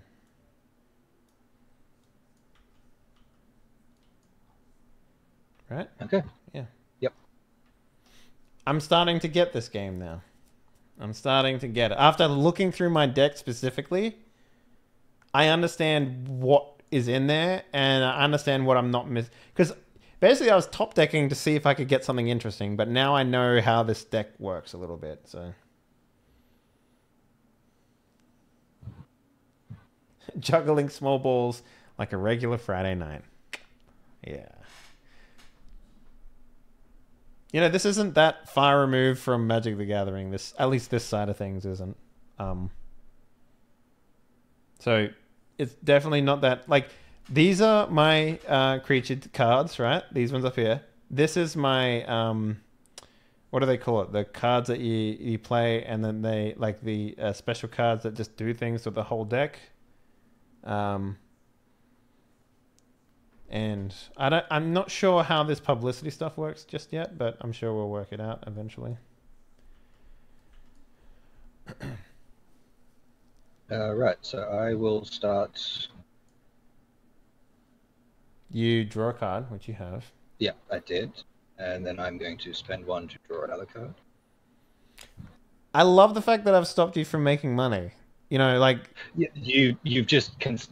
You completely fucked me when you took all of my credits early on, and now, because I have no credits, I can't start up something to earn me credits. Yeah. And every time I get close to doing exactly that, you kind of shut it down. It seems like a pretty poignant strategy to stop a mega corporation. Like, I'm literally hitting your Achilles heel here, because you can't activate anything if you have no credits.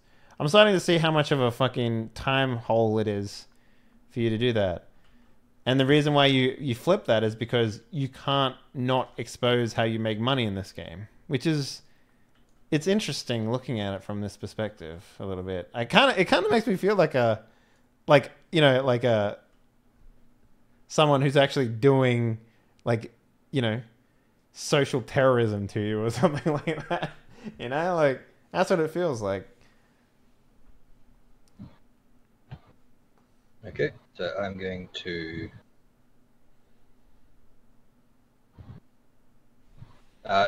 sorry. First, I need to spend 1 to gain a credit. No. No, I don't. Yeah, I do. So I need to spend 1 to gain a credit, and then I need to spend that credit to play it here. Okay. So I can play more than 1. Yeah, I know. I understood that. Yeah, like you can make like a line. Yeah, I have to pay the cost on however many are already in place. So because there's 1 here, I have to pay 1 to put another one in. Now that there's 2, I would have to pay 2 to place a third one. But my body's telling me yeah. The Blind Watchman resubbed for 7 months. What 7 months? What 7 months? Blind Watchman, thank you very much for the resub. Welcome back to the cockpit, my man. 7 months. Damn, dude. Damn. What 7 months? My favorite one is when no one says anything in the comments, and the VoIP thing just goes undefined. Yeah. So it's my turn, yeah? Yes. Okay.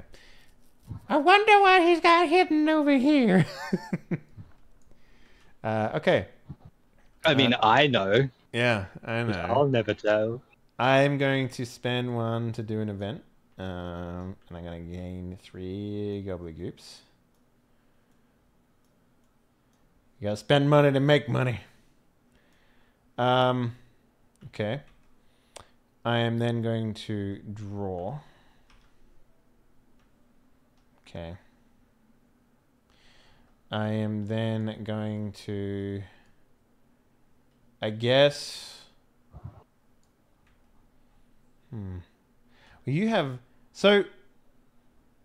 If you have no money, right? You had no money whatsoever. You can't res these things, yeah. Some things don't have a res cost. Okay, so some things have a 0 cost to res. Yep. Some things only have activation cost, as you saw with the other guy, the one that you stole. I'm gonna make a run on this one here. So this is where I'm using my sneak door beta program. So yeah, so I can choose to res. I'm choosing not to. Okay, that means I pull this out because I made a successful run. And it's an agenda, so you score it. And that's worth 3 this time, though. Yep. Nice. But I don't know how I'm supposed to actually complete something like that, because that costs 5. So that's 1 to play it, and then 5 actions to stack activation tokens on it. Yeah. Like, that's fucking huge. And yeah. So the end of the thing happens. I gain 1 credit for a successful run, 2 credits for my first run on your HQ, and a virus counter. Yeah? Yep. God, these things are stupid looking. Whatever. You can just go there. Cool. Stacking dollars. Alright, for my last attempt, I'm going to make a run here. Okay. So you have free access to it. There's nothing I can do, so I can't res either of those. So, what, do I flip it? Yeah, you look at it, and then depending on what it is, which I already know what it is. I'm going to trash that. Holy crap. Okay. Like, I literally can't do anything, and I don't know if it's because I've missed something or what. Because, like, literally every turn is just, I draw a card, I play a card, that's it. I mean, you could probably spend 3 turns gaining money instead of playing something. Like, you don't have to... Like, there's no reason for you to play anything. I can't leave it sitting in my hand because you have free access to my HQ. And you'll just fucking draw it out and score off it. Yeah, it's true. It's true. Like, when I get an agenda, I have to play it, or you're just going to have a free step over, and I'll just take that, thanks. Wow. I can't not. That's... Yeah, I see. Well, your turn, brother. Right. So I will draw a card. Yeah. Because that's how I start. Mm-hmm.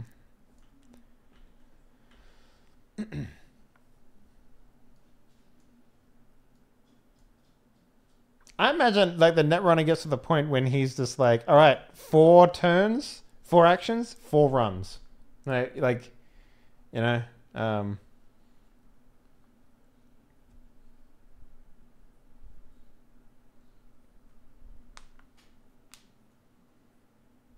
Okay.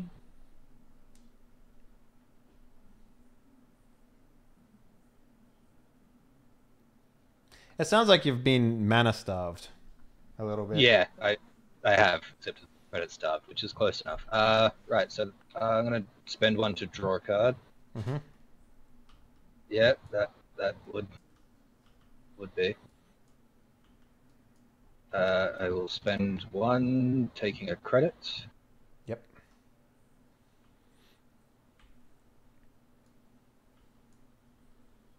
Let me double check this guy.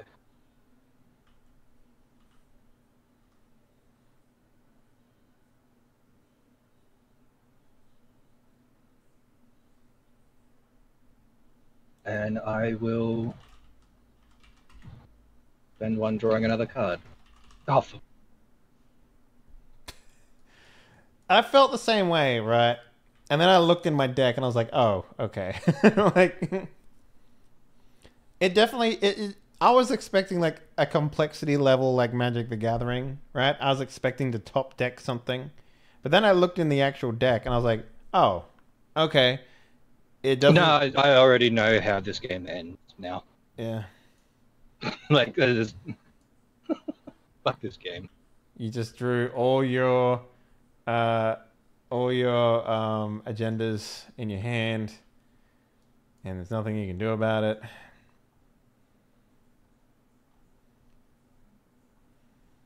All right, that's your turn. Yep. All right. Well, turn 1, I attack here. Yep. Boom. You go. I won. Yep. What was the other one? Agenda and another agenda? No, but it was useless because I couldn't install the agendas and activate them at the same time. So it's like, well, fuck it. I can't. There was nothing I could do. I kept drawing agendas, and you just were free access to steal them. And like this would have been great if I had 8 credits to activate it. Oh fuck, dude! When the runner You never went encounters into the toll R&D, booth, so. I did do R&D once. Yeah, in but fact, that was before I'd even played this. In fact, yeah, like it feels like there's no reason for you to. Like credits seem very hard for you to hang on to. Well, the problem was I lost my credits early. If I hadn't have lost that big, or like my starting credits basically, is what you stole from me. If I had have had those, I would have been able to activate like my pad campaigns and my mining things, and you wouldn't have been able to wipe them all out at the same time. And I would have been able to use them to continue gaining credits. Unfortunately, I could only activate them one at a time, and you were able to pick them off. So yeah, I had so what I was getting really frustrated because I kept drawing like these 0 cost, like gain 3, and like I got like a bunch, like these are what was in my hand, right? I had the same cards that I've been playing the entire game. But then it kind of clicked, like when I looked through my thing here, like when you played what was it, this one here, this ice wall, and I took a look at these things here, and I'm like, oh man, how am I supposed to fucking like get the stuff I had? And then I realized, I looked in my hand, I was like, oh shit, I literally have like a fucking fetch land here, so I can just go in and find what I need to find and fucking make it hard for you.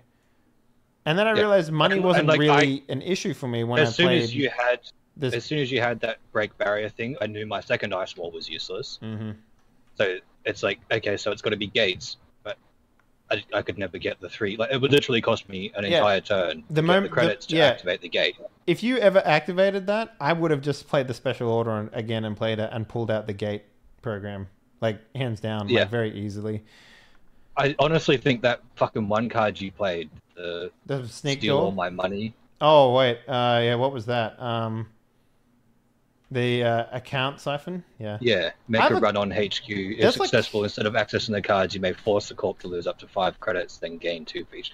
Like that gave you a huge amount of money, and got rid of all of mine. Do you want to play again? See if you don't get fucked. Sure. Okay. So what is this icon here? Down. What's this one? Which one? This one.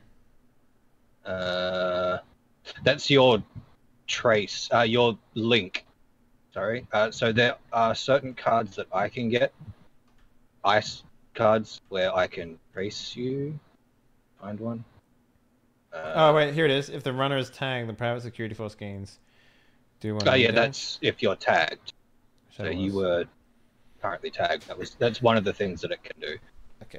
There are things that I can activate as ice that have I think it's called trace. I'm sure there's some in here somewhere. Maybe. There's a couple of cards in here which is just like the operation, pay 5 and gain 4. Like that to me was like, oh, that's kind of interesting. But like at the same time, it's like you have to.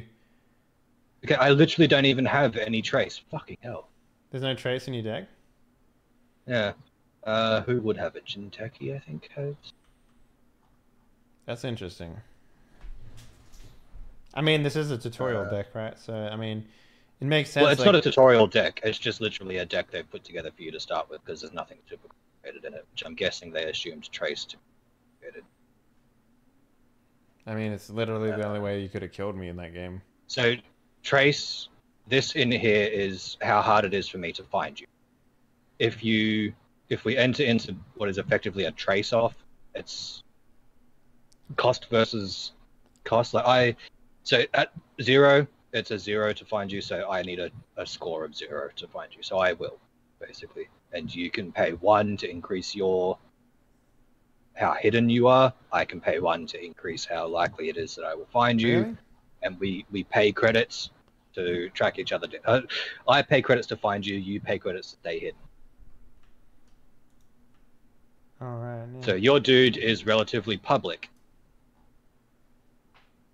Yeah, I was Whereas breaking down your some of mining the- operation and telling people to dunk their phones in the water. Yeah, I'm pretty public. My Twitter account has at least 4,000 followers. Okay, never mind. Image not found. Well, let's play this again. Maybe just reload the thing. I guess. I didn't mean to press deal. I meant to press search. Yeah, there's other Netrunners that have like a higher trace score, which is harder to find. Mm-hmm. Yeah, I don't know what I could really have done with those tags other than send hit spots after you, assuming I could ever get the money for it. Yeah. Okay. Well, you always go first, right? So. Well, I mean, you need something to steal, so yeah. And you draw 5? So we start with 5 and 5 credits each. Yep.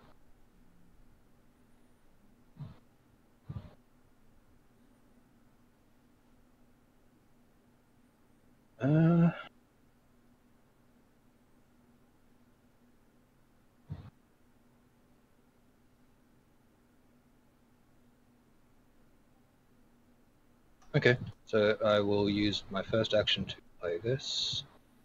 Mm-hmm. My second action to play this. Okay.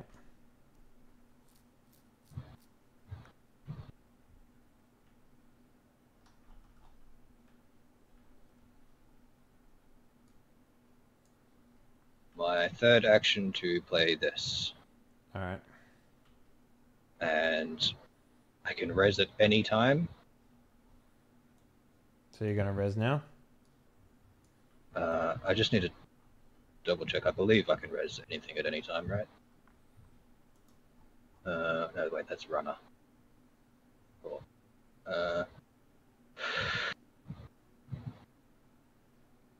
Resing does not cost a click. Yeah, cool. So I'm going to res this guy right here. Yeah. Oh, Or you were 2 supposed to credits. take virus counters on a thing, right? Oh wait, no. Okay, that's different. Oh, you can actually. I could purge your virus counters, but it would have cost me credits. No, it would have cost you an entire turn. It's 3 of these. Yeah, sorry, yeah. 3 clicks to purge your virus counters. I was thinking of resource. And I mean, you weren't actually using any resources, so that was useful to The me corporation pays its res cost and turns the card face up, so you can just play it whenever you want. Yeah, I did. Oh, you played that already? Yeah. I want to get in there and stop you from having that.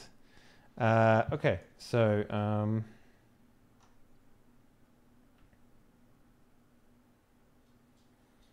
okay. Did you pay 2? You did, yeah.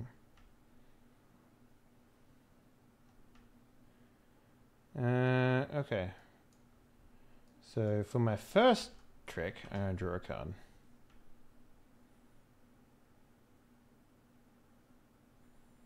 Okay.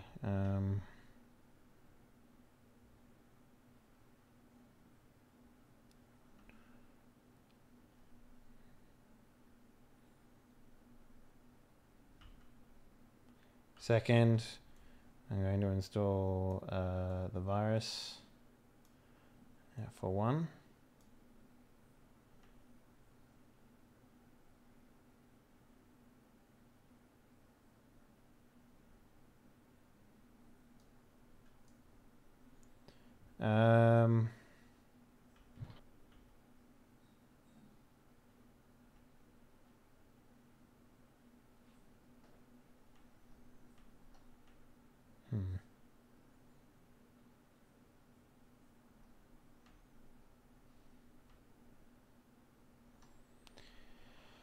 Um.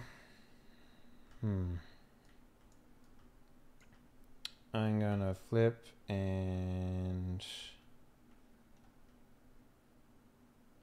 I don't know why they float sometimes up there. yeah, I don't know either. That's weird, right? I'm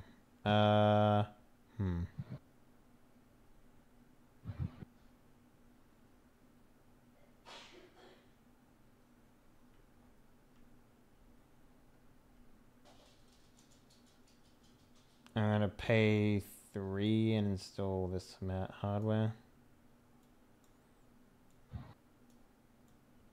Which increases my memory size by 1. And then I'm going to make a run on your R&D.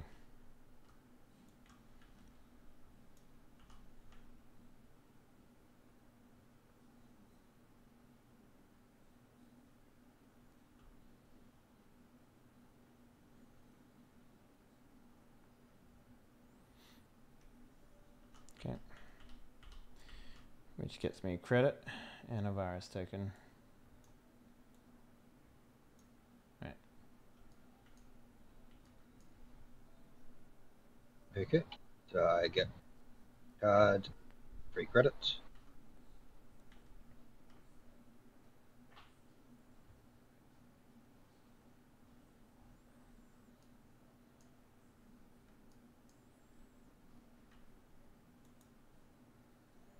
Alright, I will use 1 play here. Mm-hmm. You just turn your thing to 90 degrees, man. Be easier. Yeah, I can't. It literally doesn't work. It just starts spinning wildly when I do that. I think my scroll sensitivity is too high, so it can use going over 1 click. Oh no, just use Q and E to rotate. Yeah, that is another option. That's what I do. I never use the scroll wheel.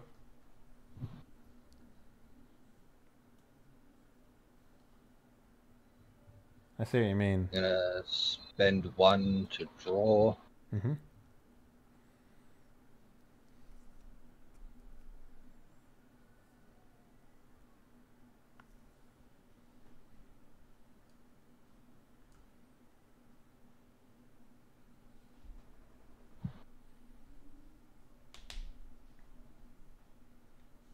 I really wish these actually stack. That would be nice. They kind of do. The first ones do a little bit.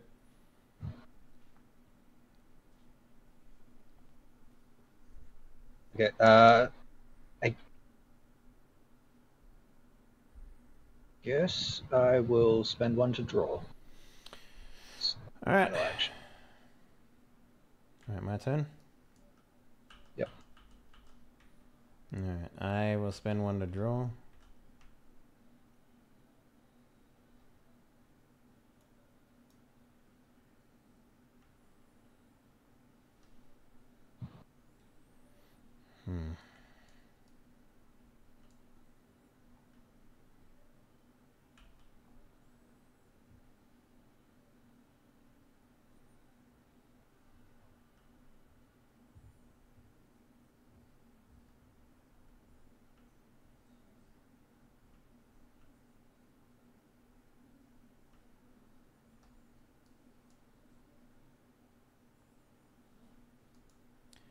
I will spend another to draw.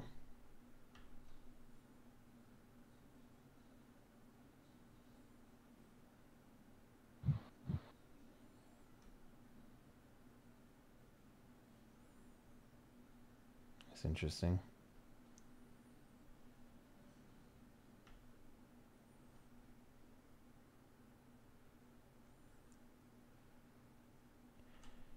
I'll do an event to gain 3.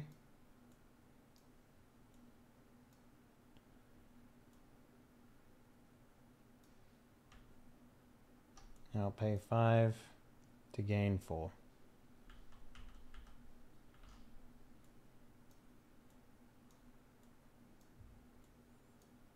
All right. And that's me. You're up. Okay. Free draw, free credits.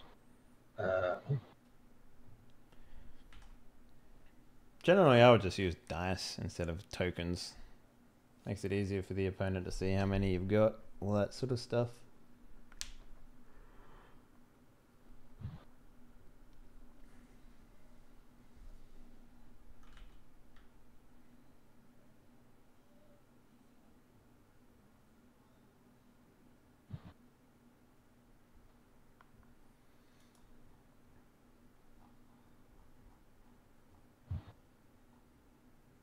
Okay.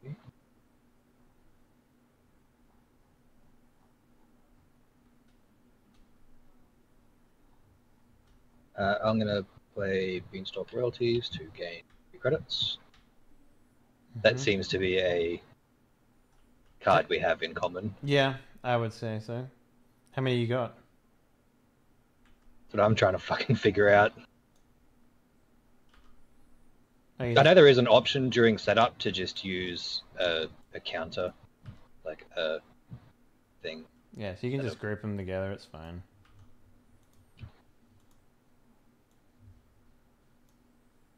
Except they didn't grab all my counters for some reason. Yeah, that's what I mean. I have 8 anyway. That trashed.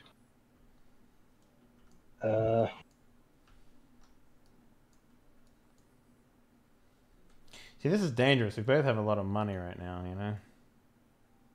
Mm-hmm. What would we do with it?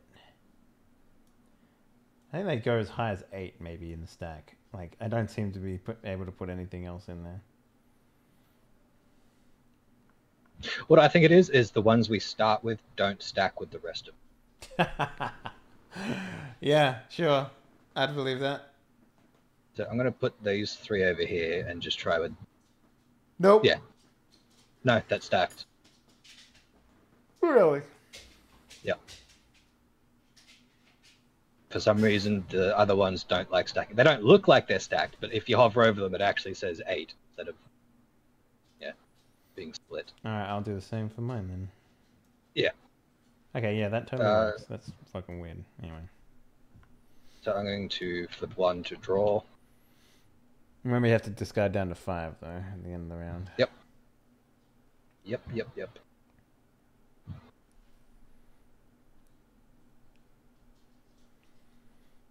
Okay.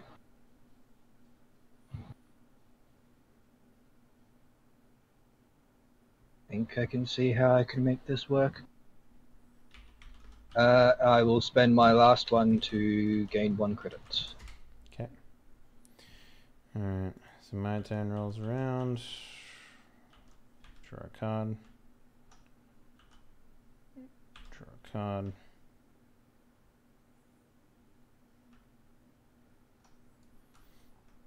Alright,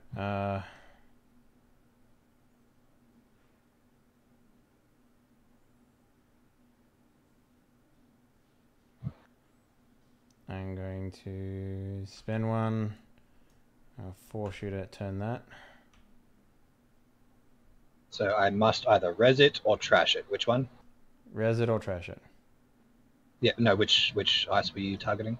This one. Okay. So it costs you 4. We'll res that for 4.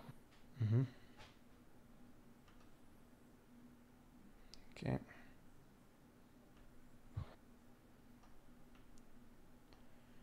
Right. So that cost me 1.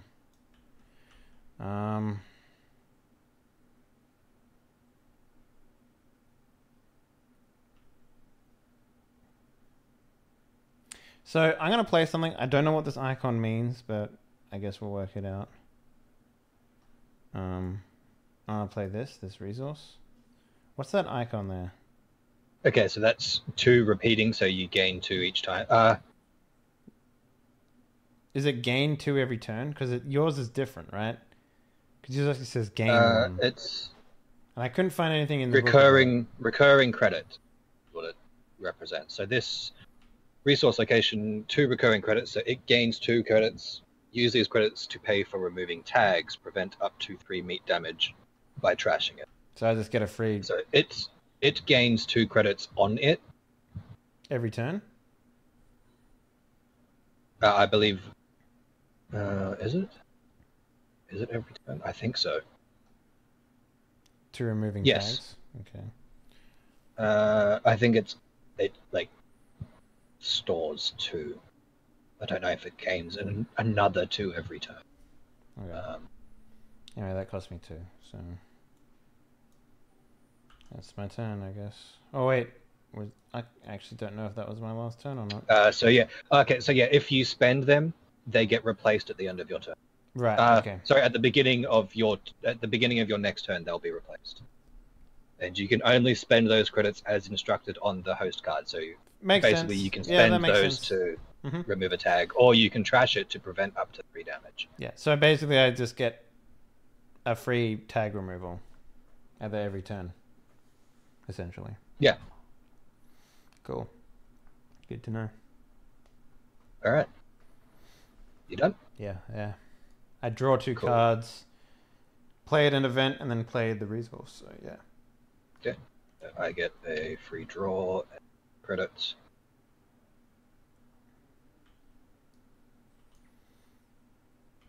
See, I'm getting fucked here because I can't find anything, which is really annoying.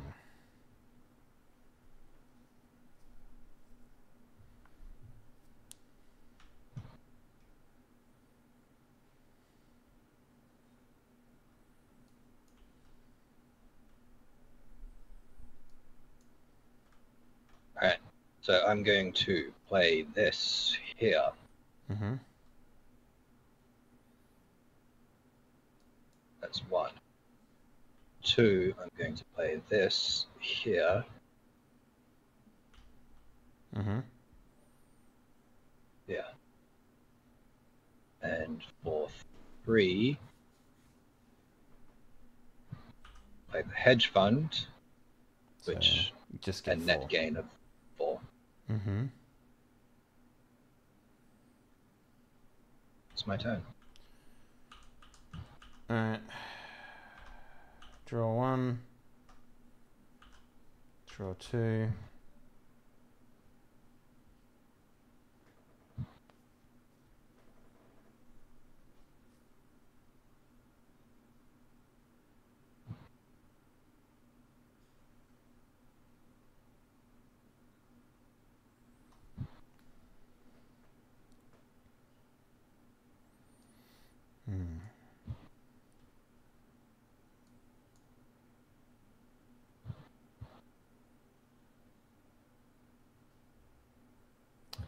I am going to play this Deja Vu. Oh, sorry, wrong one. Yes, no, that's it. Deja Vu. That cost me 2. I'm going to add 1 card from my heap, and then I'm going to play this for 1. And I'll force you to expose this one. Ice wall. Surprise. So you have to pay that cost. You have to pay the 1. Or trash Or trash it. it. Or trash it. That was your last action. I'll trash it. Alright.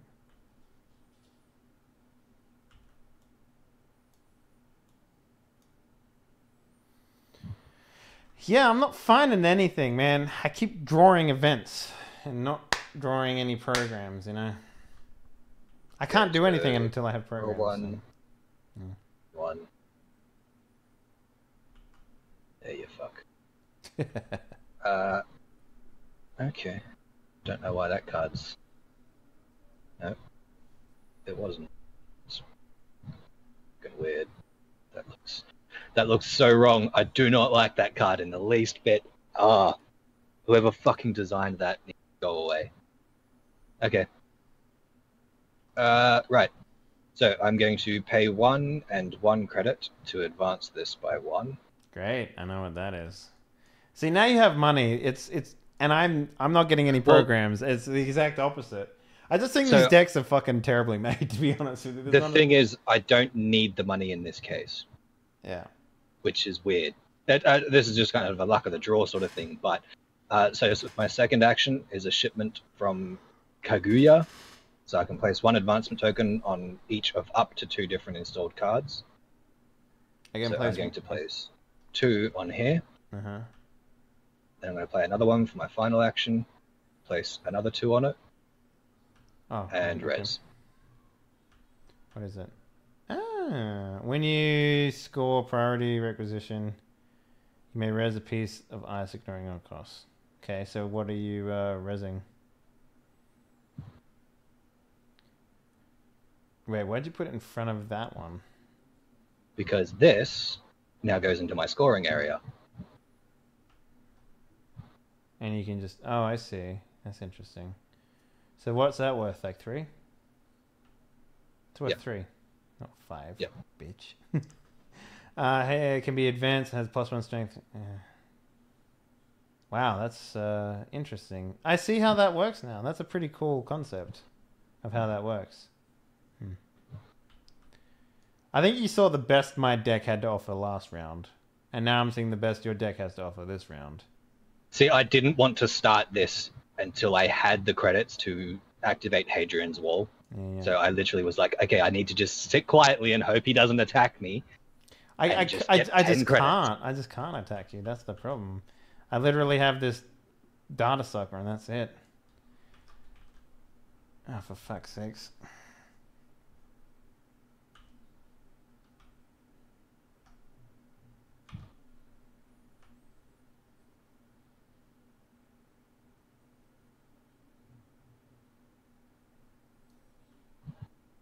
Alright,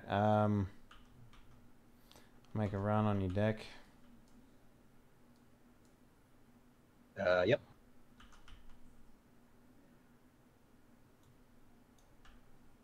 Okay, that's an agenda. It's worth 2.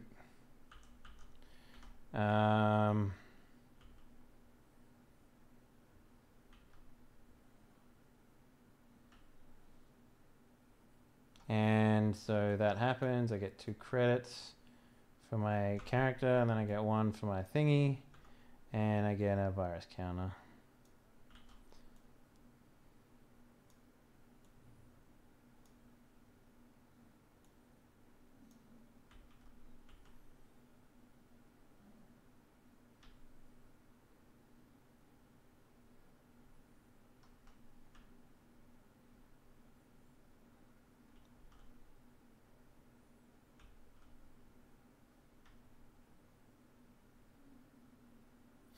Oh, fuck. I did that totally wrong. Do you mind if I take that back?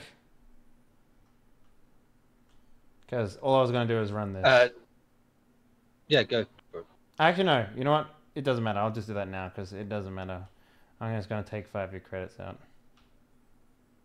And I gain 2 tags. Because I realize now that I wouldn't get that agenda, so it's whatever at that point. Okay, so that goes in there. You go down to 5. I gain, what was it, 10? Yeah. And that's me, I guess. Have to discard down to 5, so 1, 2, 3, 4, 5, 6. Do I discard face down? Yes. So do I. So that's why if I have something face down in archives, it's like, oh, that might be an agenda. I might want to go digging through his archives and see what I can find. All right, you're up. Okay, so draw 1 credit.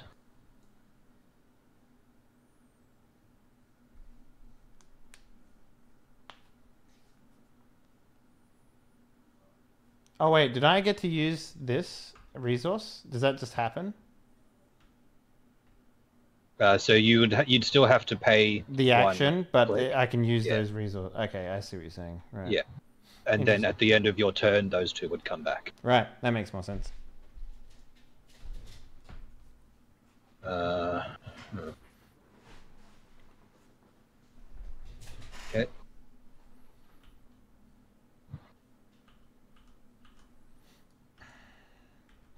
I will spend 1 to play this here. I spend 1 to draw.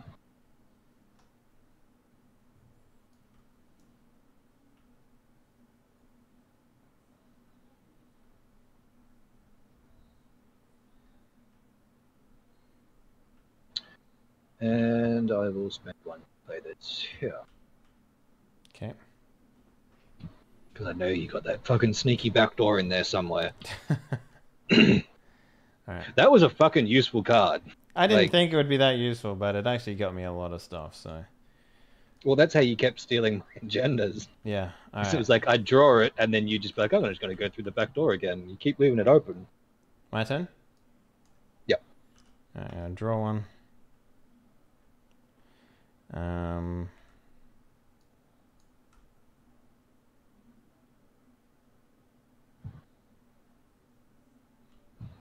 Okay. I'm gonna pay 2. And I'm gonna make a run on this and trash it for 4. Okay.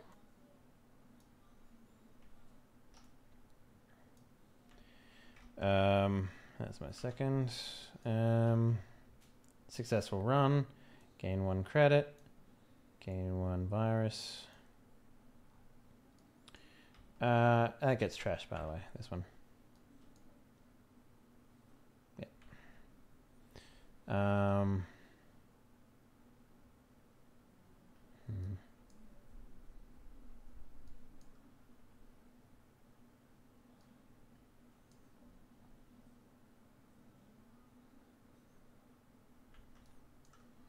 Draw a card.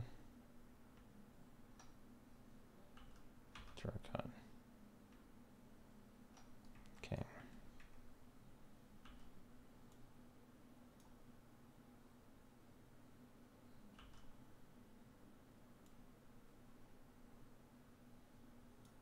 Okay. That's me. Get my TV.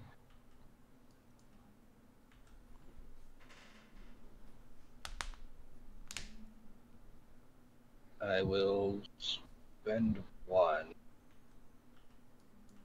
Place this here. Mm-hmm.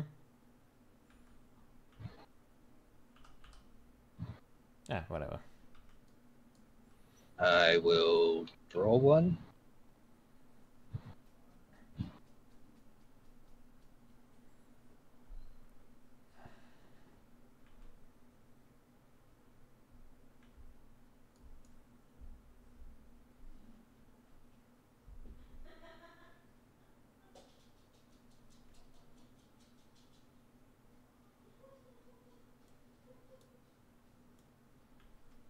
And I will play this here. Okay. Wait, why did you pay money?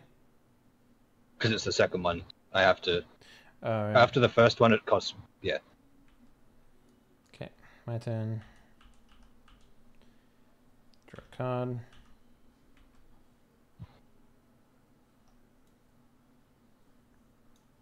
Pay 2.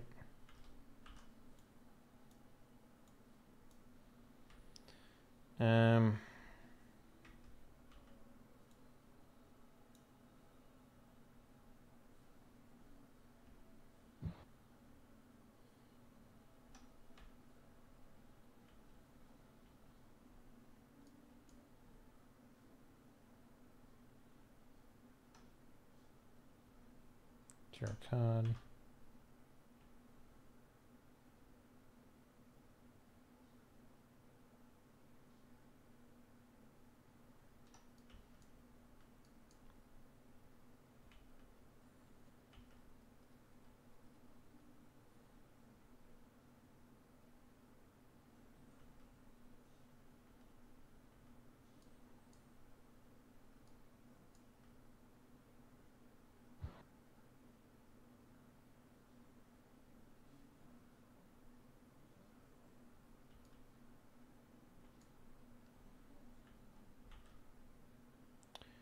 I'll install the back door.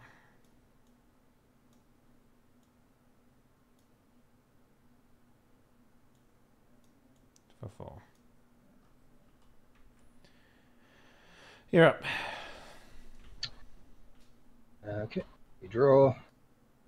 That puts me at 4, 5, 6, 7. Oh wait, wait.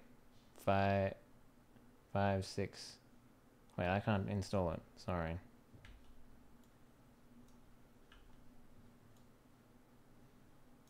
It's over my limit.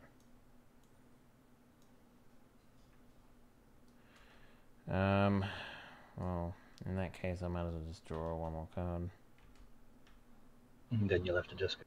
Yeah.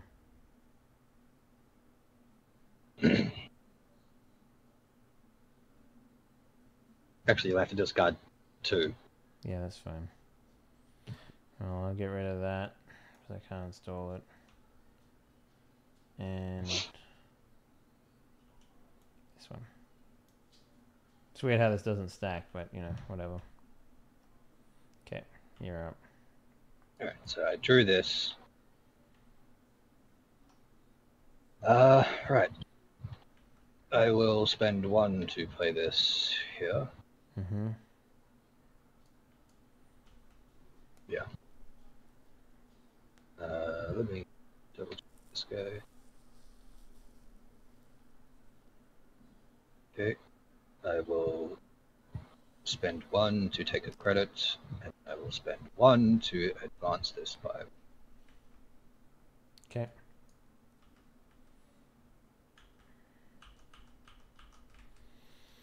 Oh boy. Drawing a card. Drawing a card.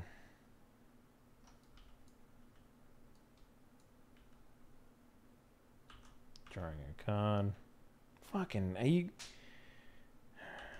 Drawing a card. You fucking kidding me? Alright then.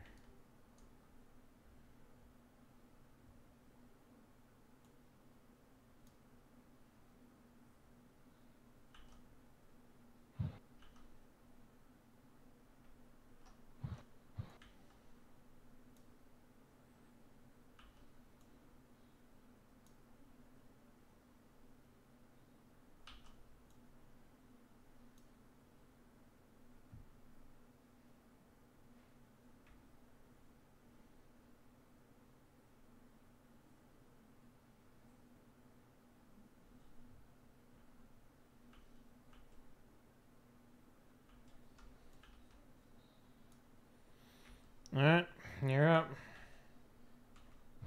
Wonder how many hours it takes to carefully put together a deck? Probably the same that it does for Magic the Gathering, I imagine. It's relatively quick.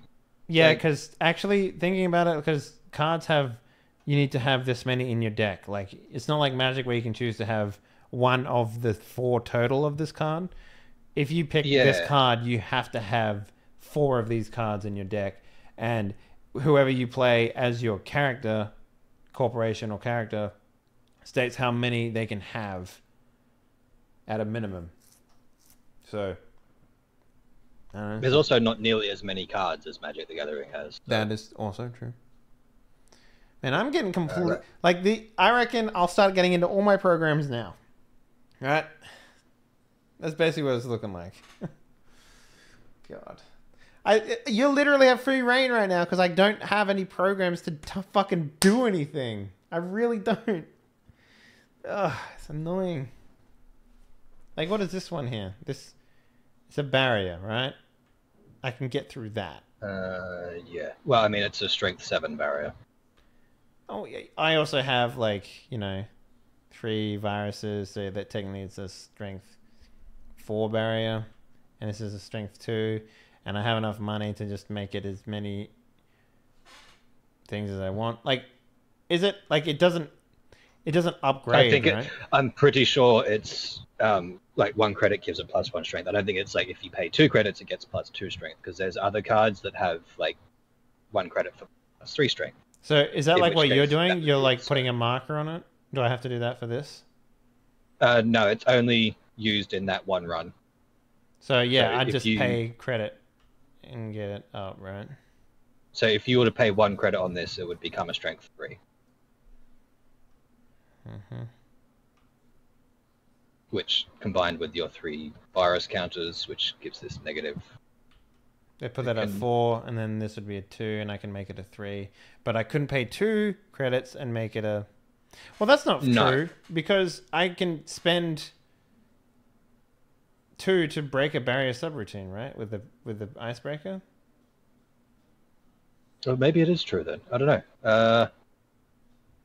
I don't know if the actions are repeatable like that. Because if that's the case, you can just throw enough money at any problem. I mean, which I guess kind of makes sure. sense. Right? I mean, that makes sense, right? If I siphon all your money and then attack your wall and beat it because I have all your money, I mean, that's, I guess, it's not an infinite resource, you know? Anyway, what's your turn? What you doing?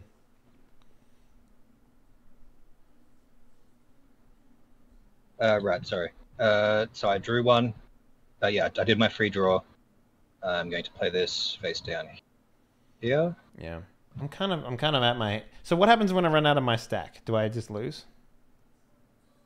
I don't think so. I know that because it specifically says when the corporation, when their stack runs out, they lose. But it also doesn't specifically say that for... Like, it specifically says the corporation. If R&D contains no cards and the corporation attempts to draw a card, the runner immediately wins. If the runner is flatlined, the corporation wins. If at any time the player has 7 agenda points, they win. So how do I get more cards then?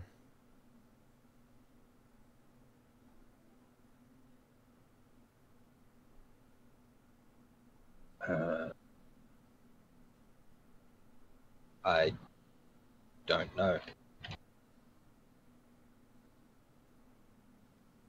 Depleted runner stack. Let's have a look. What do the guys at Board Game Geek say? Oh. So you do not reshuffle. Yep. But you also do not lose. You just keep playing without any draws.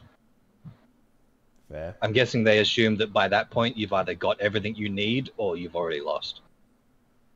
Yeah, well, I mean, I'll let you know when I've got everything I need. I'm sure I will. Right, so I'm going to spend 4. Res my Adonis campaign. The Adonis Mark III. Get your dick on. So I placed 12 credits on top of it. Just put a dice there or whatever. I don't know. Yeah. I mean, just put a dice there. You just take what you want from it. Yeah, I guess that works. And then at the start of every turn, I take 3 off of it. When it runs out, that goes away. Sure. And that cost you 4 to put out? Yep, that was the last of my credits. Okay. So I'm going to draw next action.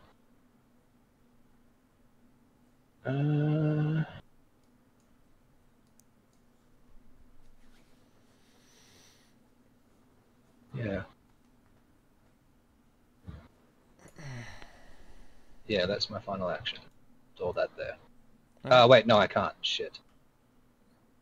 I have the credit to pay for it. I'm going to take a credit.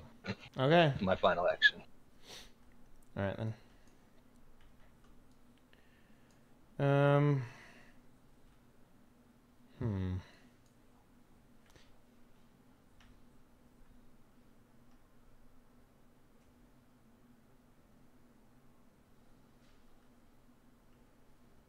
Okay.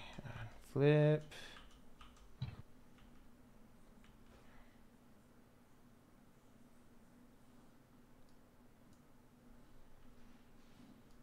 Okay.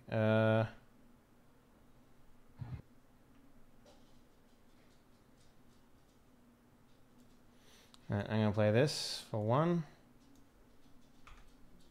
Reveal it or trash it. You don't have enough money for that, so... Yeah. So I must either res or trash it, so I'm gonna have to trash it. Alright,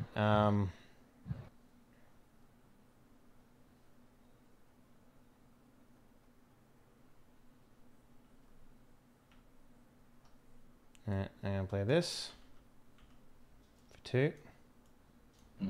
Attack this. And I'm gonna discard it for 3. Okay. So that puts me, gives me 2 more credits. That. And then thinking about it, I probably should have done this one, but yeah, it is what it is. You do still gain 1 for a successful run from your Desperado. Ah, yes, true that. Yeah, probably thinking about it. Actually, would you be okay if I did this one instead over here? I would absolutely not be okay with that. Fuck you. I mean, like, I'm never going to get through that. Well, technically speaking, I can't because it says specifically the first piece of ice. So I couldn't even do that, even if I wanted to. So, yeah. Okay. Well, then my next run, for my next magic trick, how many cards you got in hand? 2? Okay, I'm gonna go. So that was my first and second. I'm gonna make a run on your HQ. I'm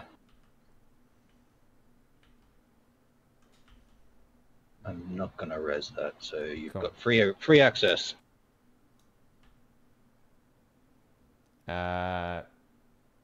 Wait, what can I do with this again? Nothing. Back into my hand. Doesn't have a trash cost, and it isn't an agenda, so... Okay, well I get 3 credits.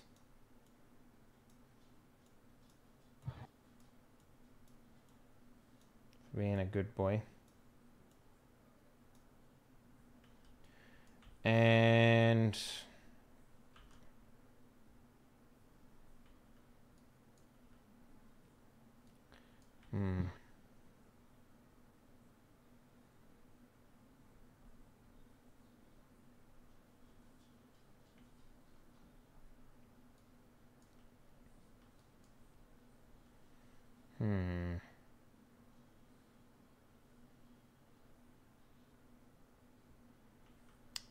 I'll make a run on your R&D.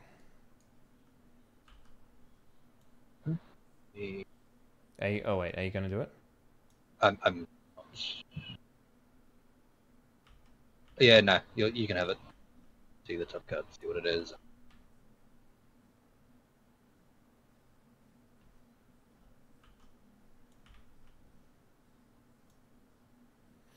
Okay, that's my turn.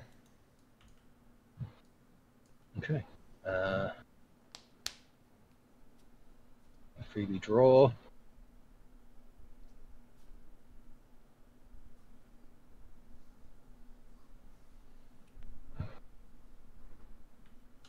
I will spend 1 credit installing this here. Mm-hmm.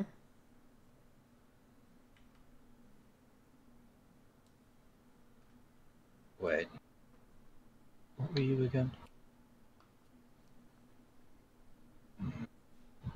I won't do that, actually.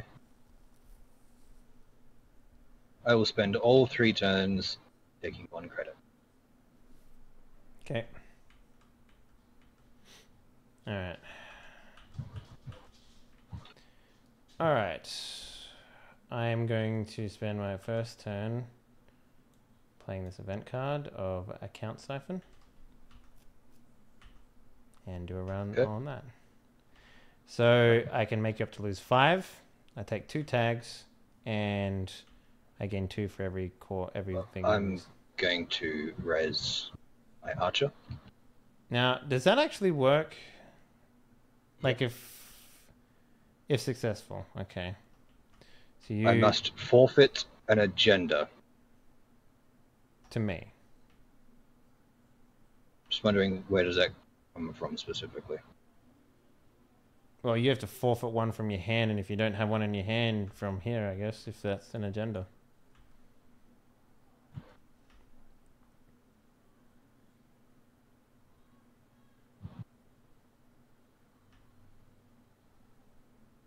It must be one the corp has already scored.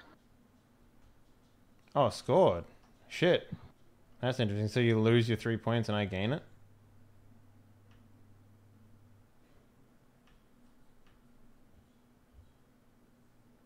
mean, technically, you've already got what you needed out of it. You got that stupid fucking big thing. I just don't know where forfeit puts it.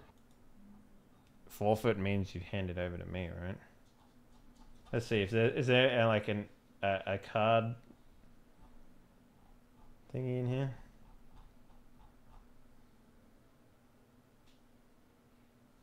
Tags, page 20. Oh no,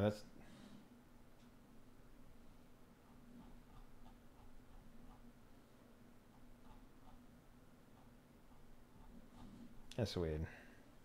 I wish there was like a thingy in here. To forfeit an agenda is to remove it from the game entirely, thus foregoing its points and any active abilities it may have. Card abilities can require either player to forfeit an agenda. So it just goes away, like off the board, gone away. Wow. That sucks. So I get fucked by this thing pretty hard then. So it's a sentry. You So only have your Kuroda. So you gain So two I gain things. 2 credits. Mm-hmm. Then I trash one program. Trash another program. Then I trash another program, and then I end the run. Okay, I think that So- might be game right there, because I don't think I Yeah. can do anything about that. So that's why I was like, I was thinking I was gonna place another ice in front of it and get enough credits to activate it and just be like, yeah, I can do that. I was like, no, wait, I've got Archer there. If he actually makes a run on the HQ, I could potentially seriously hurt him. You just did, yeah. So that's kind of interesting, because I thought that, because I completely, like, I've never had you activate in response in this game, and it didn't even, like, go to my brain that that was something that you could even attempt, that you could Yeah, even so do. it's when you encounter it, Mm-hmm. as it's coming, like with this one on this side, right? So it would be like, you're here, and you're encountering this one. So I can res this one, Mm-hmm. or I can choose not to, and then it goes to the next one. Yeah, And then I can never choose to played res that Yu-Gi-Oh! one. It didn't. So you lose all 3 of your points, though. Yes. Okay. It's completely forfeited, Mm-hmm. but it is, I think, worth it. Okay, so second action, I'm going to draw. Third action, I'm going to play special order and actually get myself a card of some descript.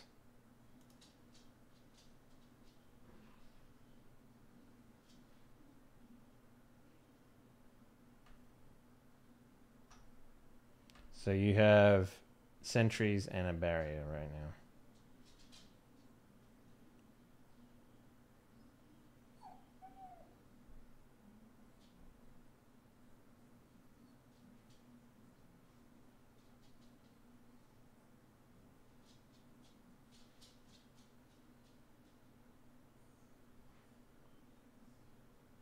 Okay, so this is kind of interesting. Like, so how am I supposed to, like, discard your ice, right? It seems like you can only ever get stronger and I can only ever get weaker from your attacks. Well, so Archer specifically is like, So it was, okay, it was a trap card. You activated my trap card. It just hurt you a lot. Okay, so the But reason now that it's up, okay, hang on. you know. The reason why I say this, right? Take a look at this card, right? I'm not going to pick this one, but it says when you install Femme Fatale, choose an installed piece of ice. When you encounter that ice, spend 1 credit per subroutine on that ice to bypass it. Yeah. But there's So, also one in this here one which you is would- break sentry subroutine. Does that mean I break a subroutine and that's permanently broken on that ice? No, it just bypasses that one. Yeah, but it also says bypass in here as well. So But when it's the you same install, cost. when you install Femme Fatale, you choose an installed piece of ice. So Yeah. you can, when you install this, right? You're like, I'm going to install this, But what's the and point? I choose Archer, Yeah, and then I would place like some kind of marker or a tracker on Archer. yeah. So now she can, whenever you encounter this, you can spend 1 credit to bypass 1 subroutine, regardless of whether or not it's actually something that she can counter. So she only counters sentries. So you could potentially put that on the wall Oh, and give okay, her that access makes to- more sense now. Right, okay. Yeah. I like how you just like, yeah, I'm going to use this as an example. But it doesn't matter because it's the same thing. Okay, got it. Yeah. Yeah, I didn't read the what she was able to kill and everything, but yeah. So it's just a way for her. She can make herself more useful. Basically, she can become two classes of program. Wait. There's no fucking programs in here.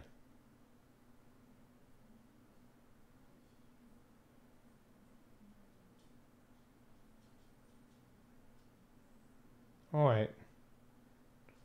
Where's that other one that I had then? Oh, wait, okay. No, yep, I get it. It's fine. I'm just looking at the colors and they're all weirdly colored at a glance here. No, that makes sense. Okay.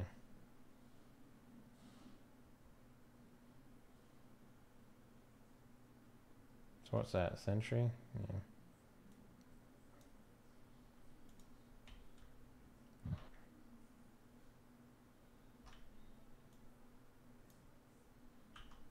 Alright, I'm gonna pay that, and from last turn I'll install it. Okay. Actually,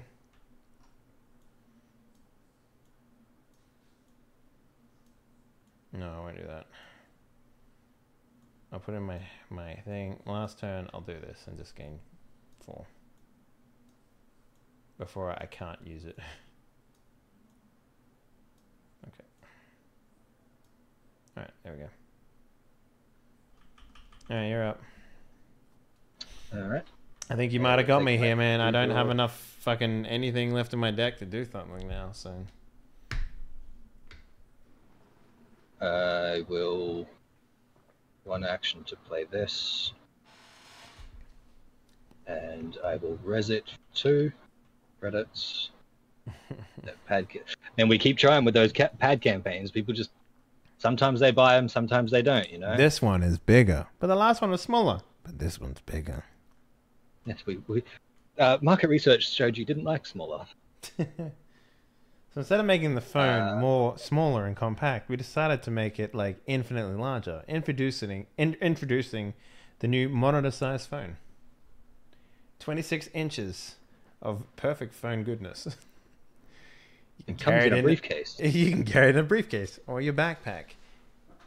In fact, it's retro. For 24 more credits, you can actually have this be the face of your briefcase. And actually have a briefcase attachment to it. I will spend 2 gaining credit. And I'm just going to go grab a drink while you... While I try and survive. Survive. Alright, killer installation for 4. 2, 3, 4. Bloop.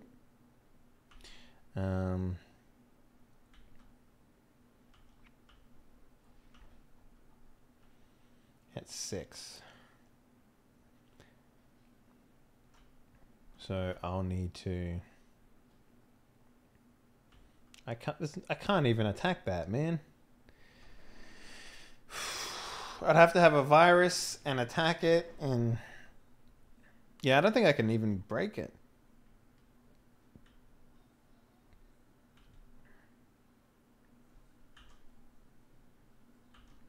Draw.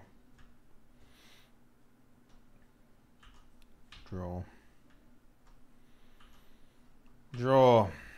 Oh boy. Yep, I can't. There's nothing I can do in this instance except try and run out his deck, I guess. But he has 28 things in his deck. I have 16. He can play as many agendas as he wants at this point. I think at this point it's probably better to concede because I know for a fact that I don't have any more. Like the only way that I can like even attack these things is by bypassing them.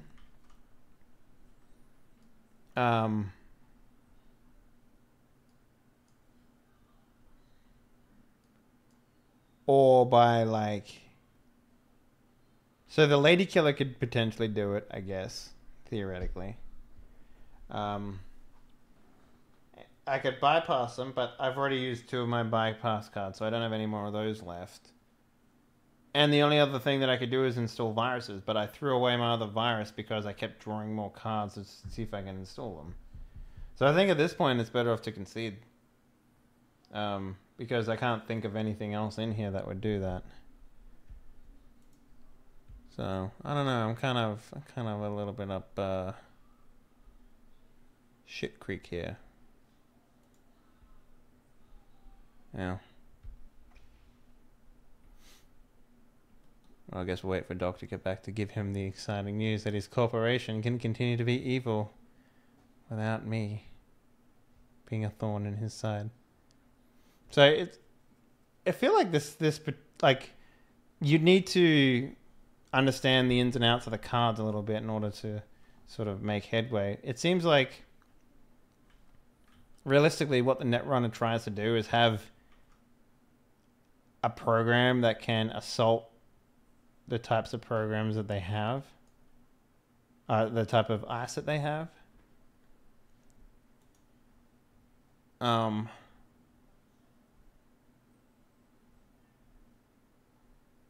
And you'd have to get cards that can help you draw to that fact, like, or find the cards that you need. Hello. Hello. What's up, man? I think I'm going to concede this one because like looking at it, I can't get my power high enough to even combat the things that I need to combat in order to do the things. Okay. Like I mean, one of the only victory conditions I have is for you to run out your R&D deck. But at that point, you can spend as much time as you want setting up barriers and shit. So I think I'm just going to concede this one. I'm not entirely sure. Like there seems to be like one. That's the thing. Like when you make a Magic the Gathering deck, you're normally trying to have like multiple win conditions and stuff. Yeah. So I was thinking about it while I was getting my coffee. This Archer, is like my trump card. Well, actually, this one is also your trump card as well. Well, no, because you can just go somewhere else, and like you can be like, oh, he's got the wall there. It ends the run. Shit. Okay. This Archer is my only way of actually hurting you.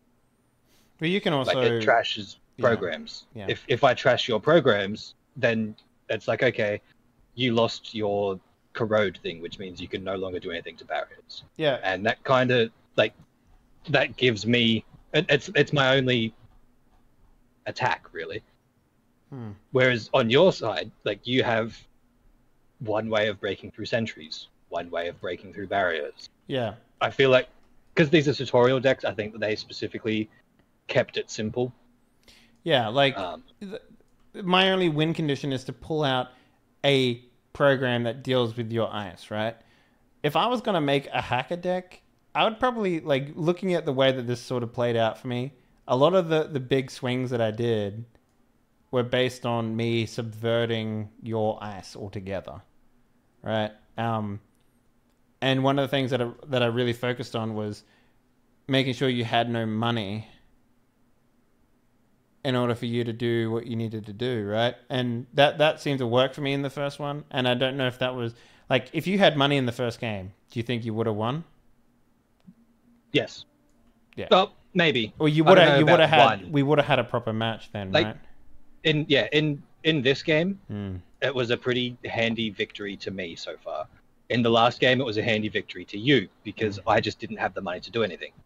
Yeah, my answers didn't come until the late game, right? I had virus for the entire game until I got down to 20, which is half the deck. I had to mull half my deck to find a single program outside of a virus. And I literally, like, you had too much money. I couldn't remove your money. And that was pretty much game right there. The moment I didn't get, like, I think realistically what I should have done, right? And I think this is the part where we're missing, right?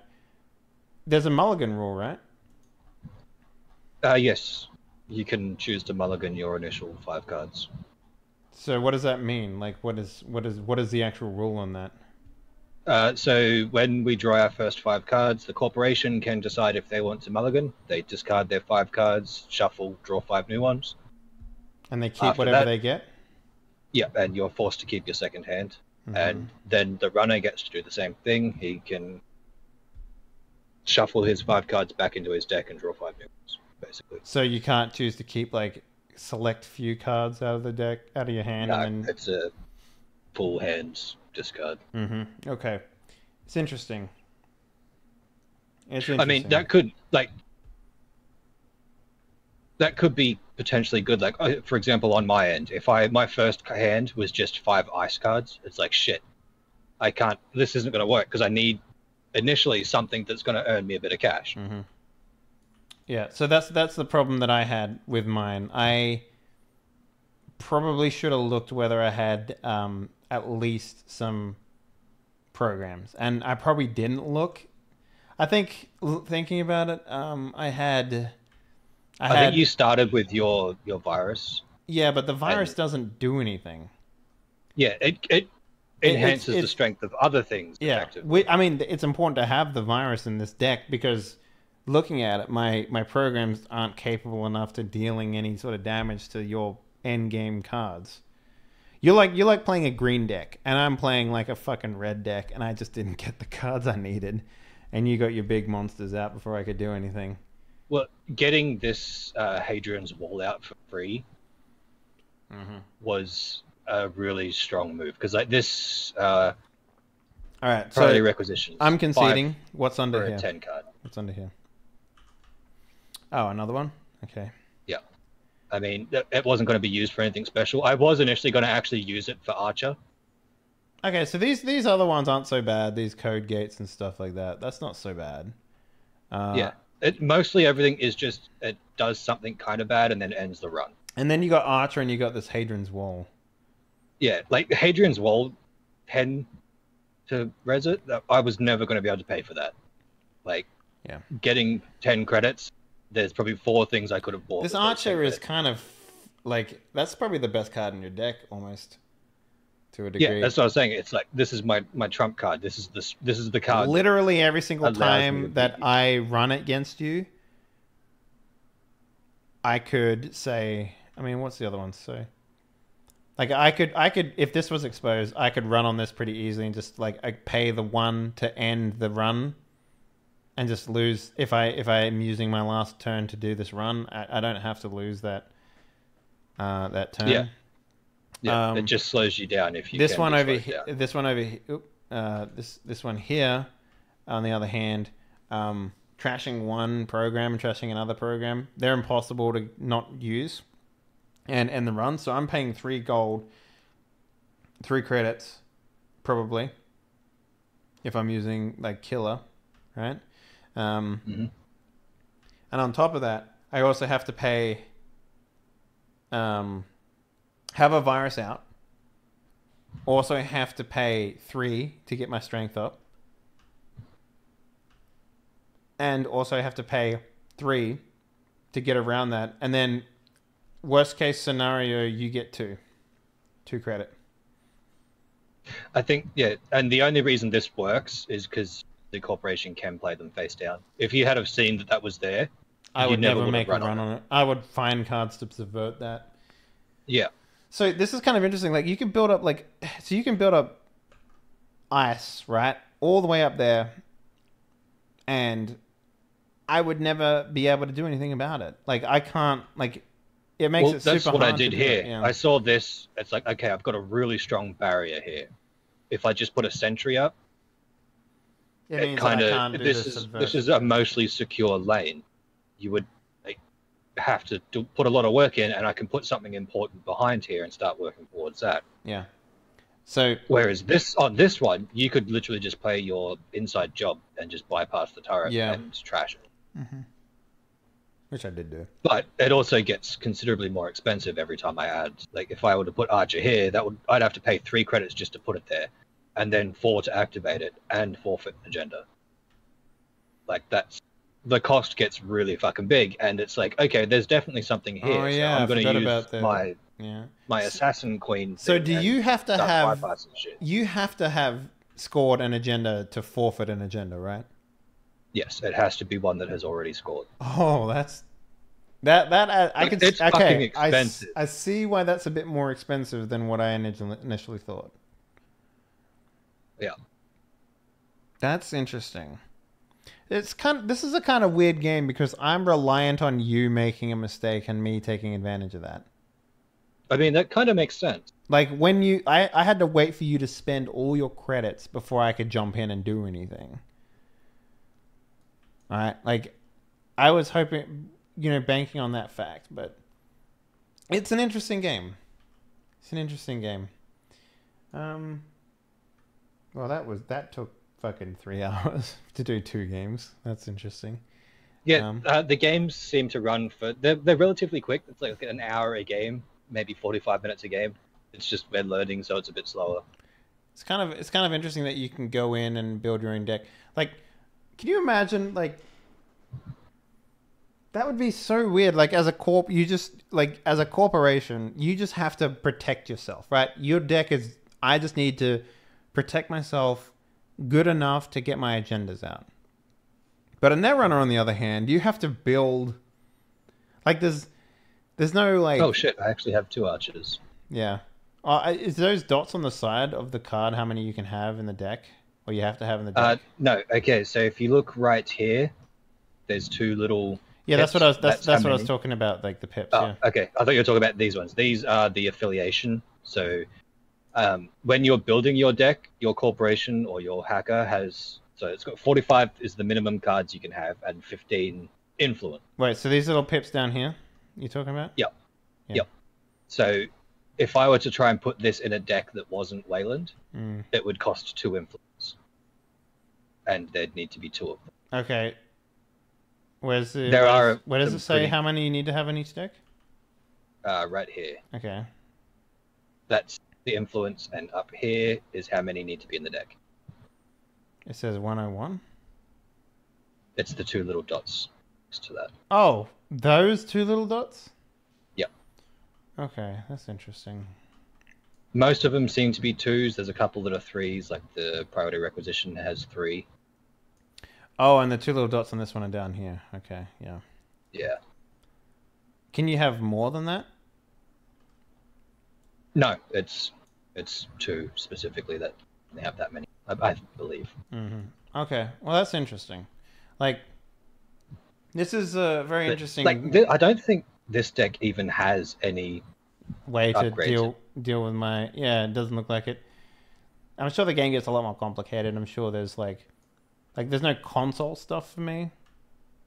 Oh wait, no, there is. That one's just supposed to go there, right? There's no hardware. There's no hardware in my deck, if that makes any sense. So I have the console, and that's it. Yeah, like these over here, experimental data upgrade. Mm-hmm. All ice protecting this server has +1 strength. Like, there's nothing like that in this deck at all. These are the ones that go underneath here. Mm-hmm. Yeah. And you can expose them anytime, yeah. Yeah. So that's kind of interesting. Like this whole thing is like it's a very strange game. Like I kind of like, can you imagine going into like a local game store, sitting down across the table from someone else who has a deck, and then just playing and just being like, "Fuck, man!" Like, I guess that's sort of like... It's like, shit, I had no idea that he had that in his deck, and I had no way of knowing it would be in there. Yeah. Like, the whole thing about metagaming in Magic the Gathering is understanding that people net deck their standard decks. So if you know all the good standard decks, then you can kind of guess what people are playing, right? But there's still curveballs that get thrown at you and all that sort of shit. And in this one, I guess, like, understanding the meta would be, like, knowing all the cards to a degree and knowing their interactions and knowing what type of agendas people would want to try and hide. You know? It's a weird one. I'm not sure how I feel about it. I like it, but at the same time, I could see myself getting very frustrated with this game as a player. Right? I like there's this one restriction on deck building here. There's no maximum deck size, but the deck must be able to be sufficiently randomized in a short period of time. If it's too big to shuffle, it's too big to play. There's a Magic the Gathering rule, which is like there's no maximum net size, but it has to stand up on its own.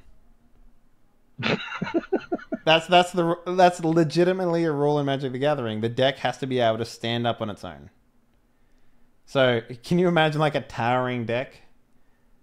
Like and you just like reach up, take one off the top, and be like, I gotta put this on the bottom of my deck. Hang on, guys, I need to shuffle. Yeah, right. But yeah, you'd never get anywhere in that game. Like, I could see that being a thing on EDH or something like that, or Commander or something, where you're only allowed to have one of each card type. It's like, I have one of every black card type in the world in my hand, and I have 62 land cards. 3-hour shuffle? Yeah, that's it. That's it. All right.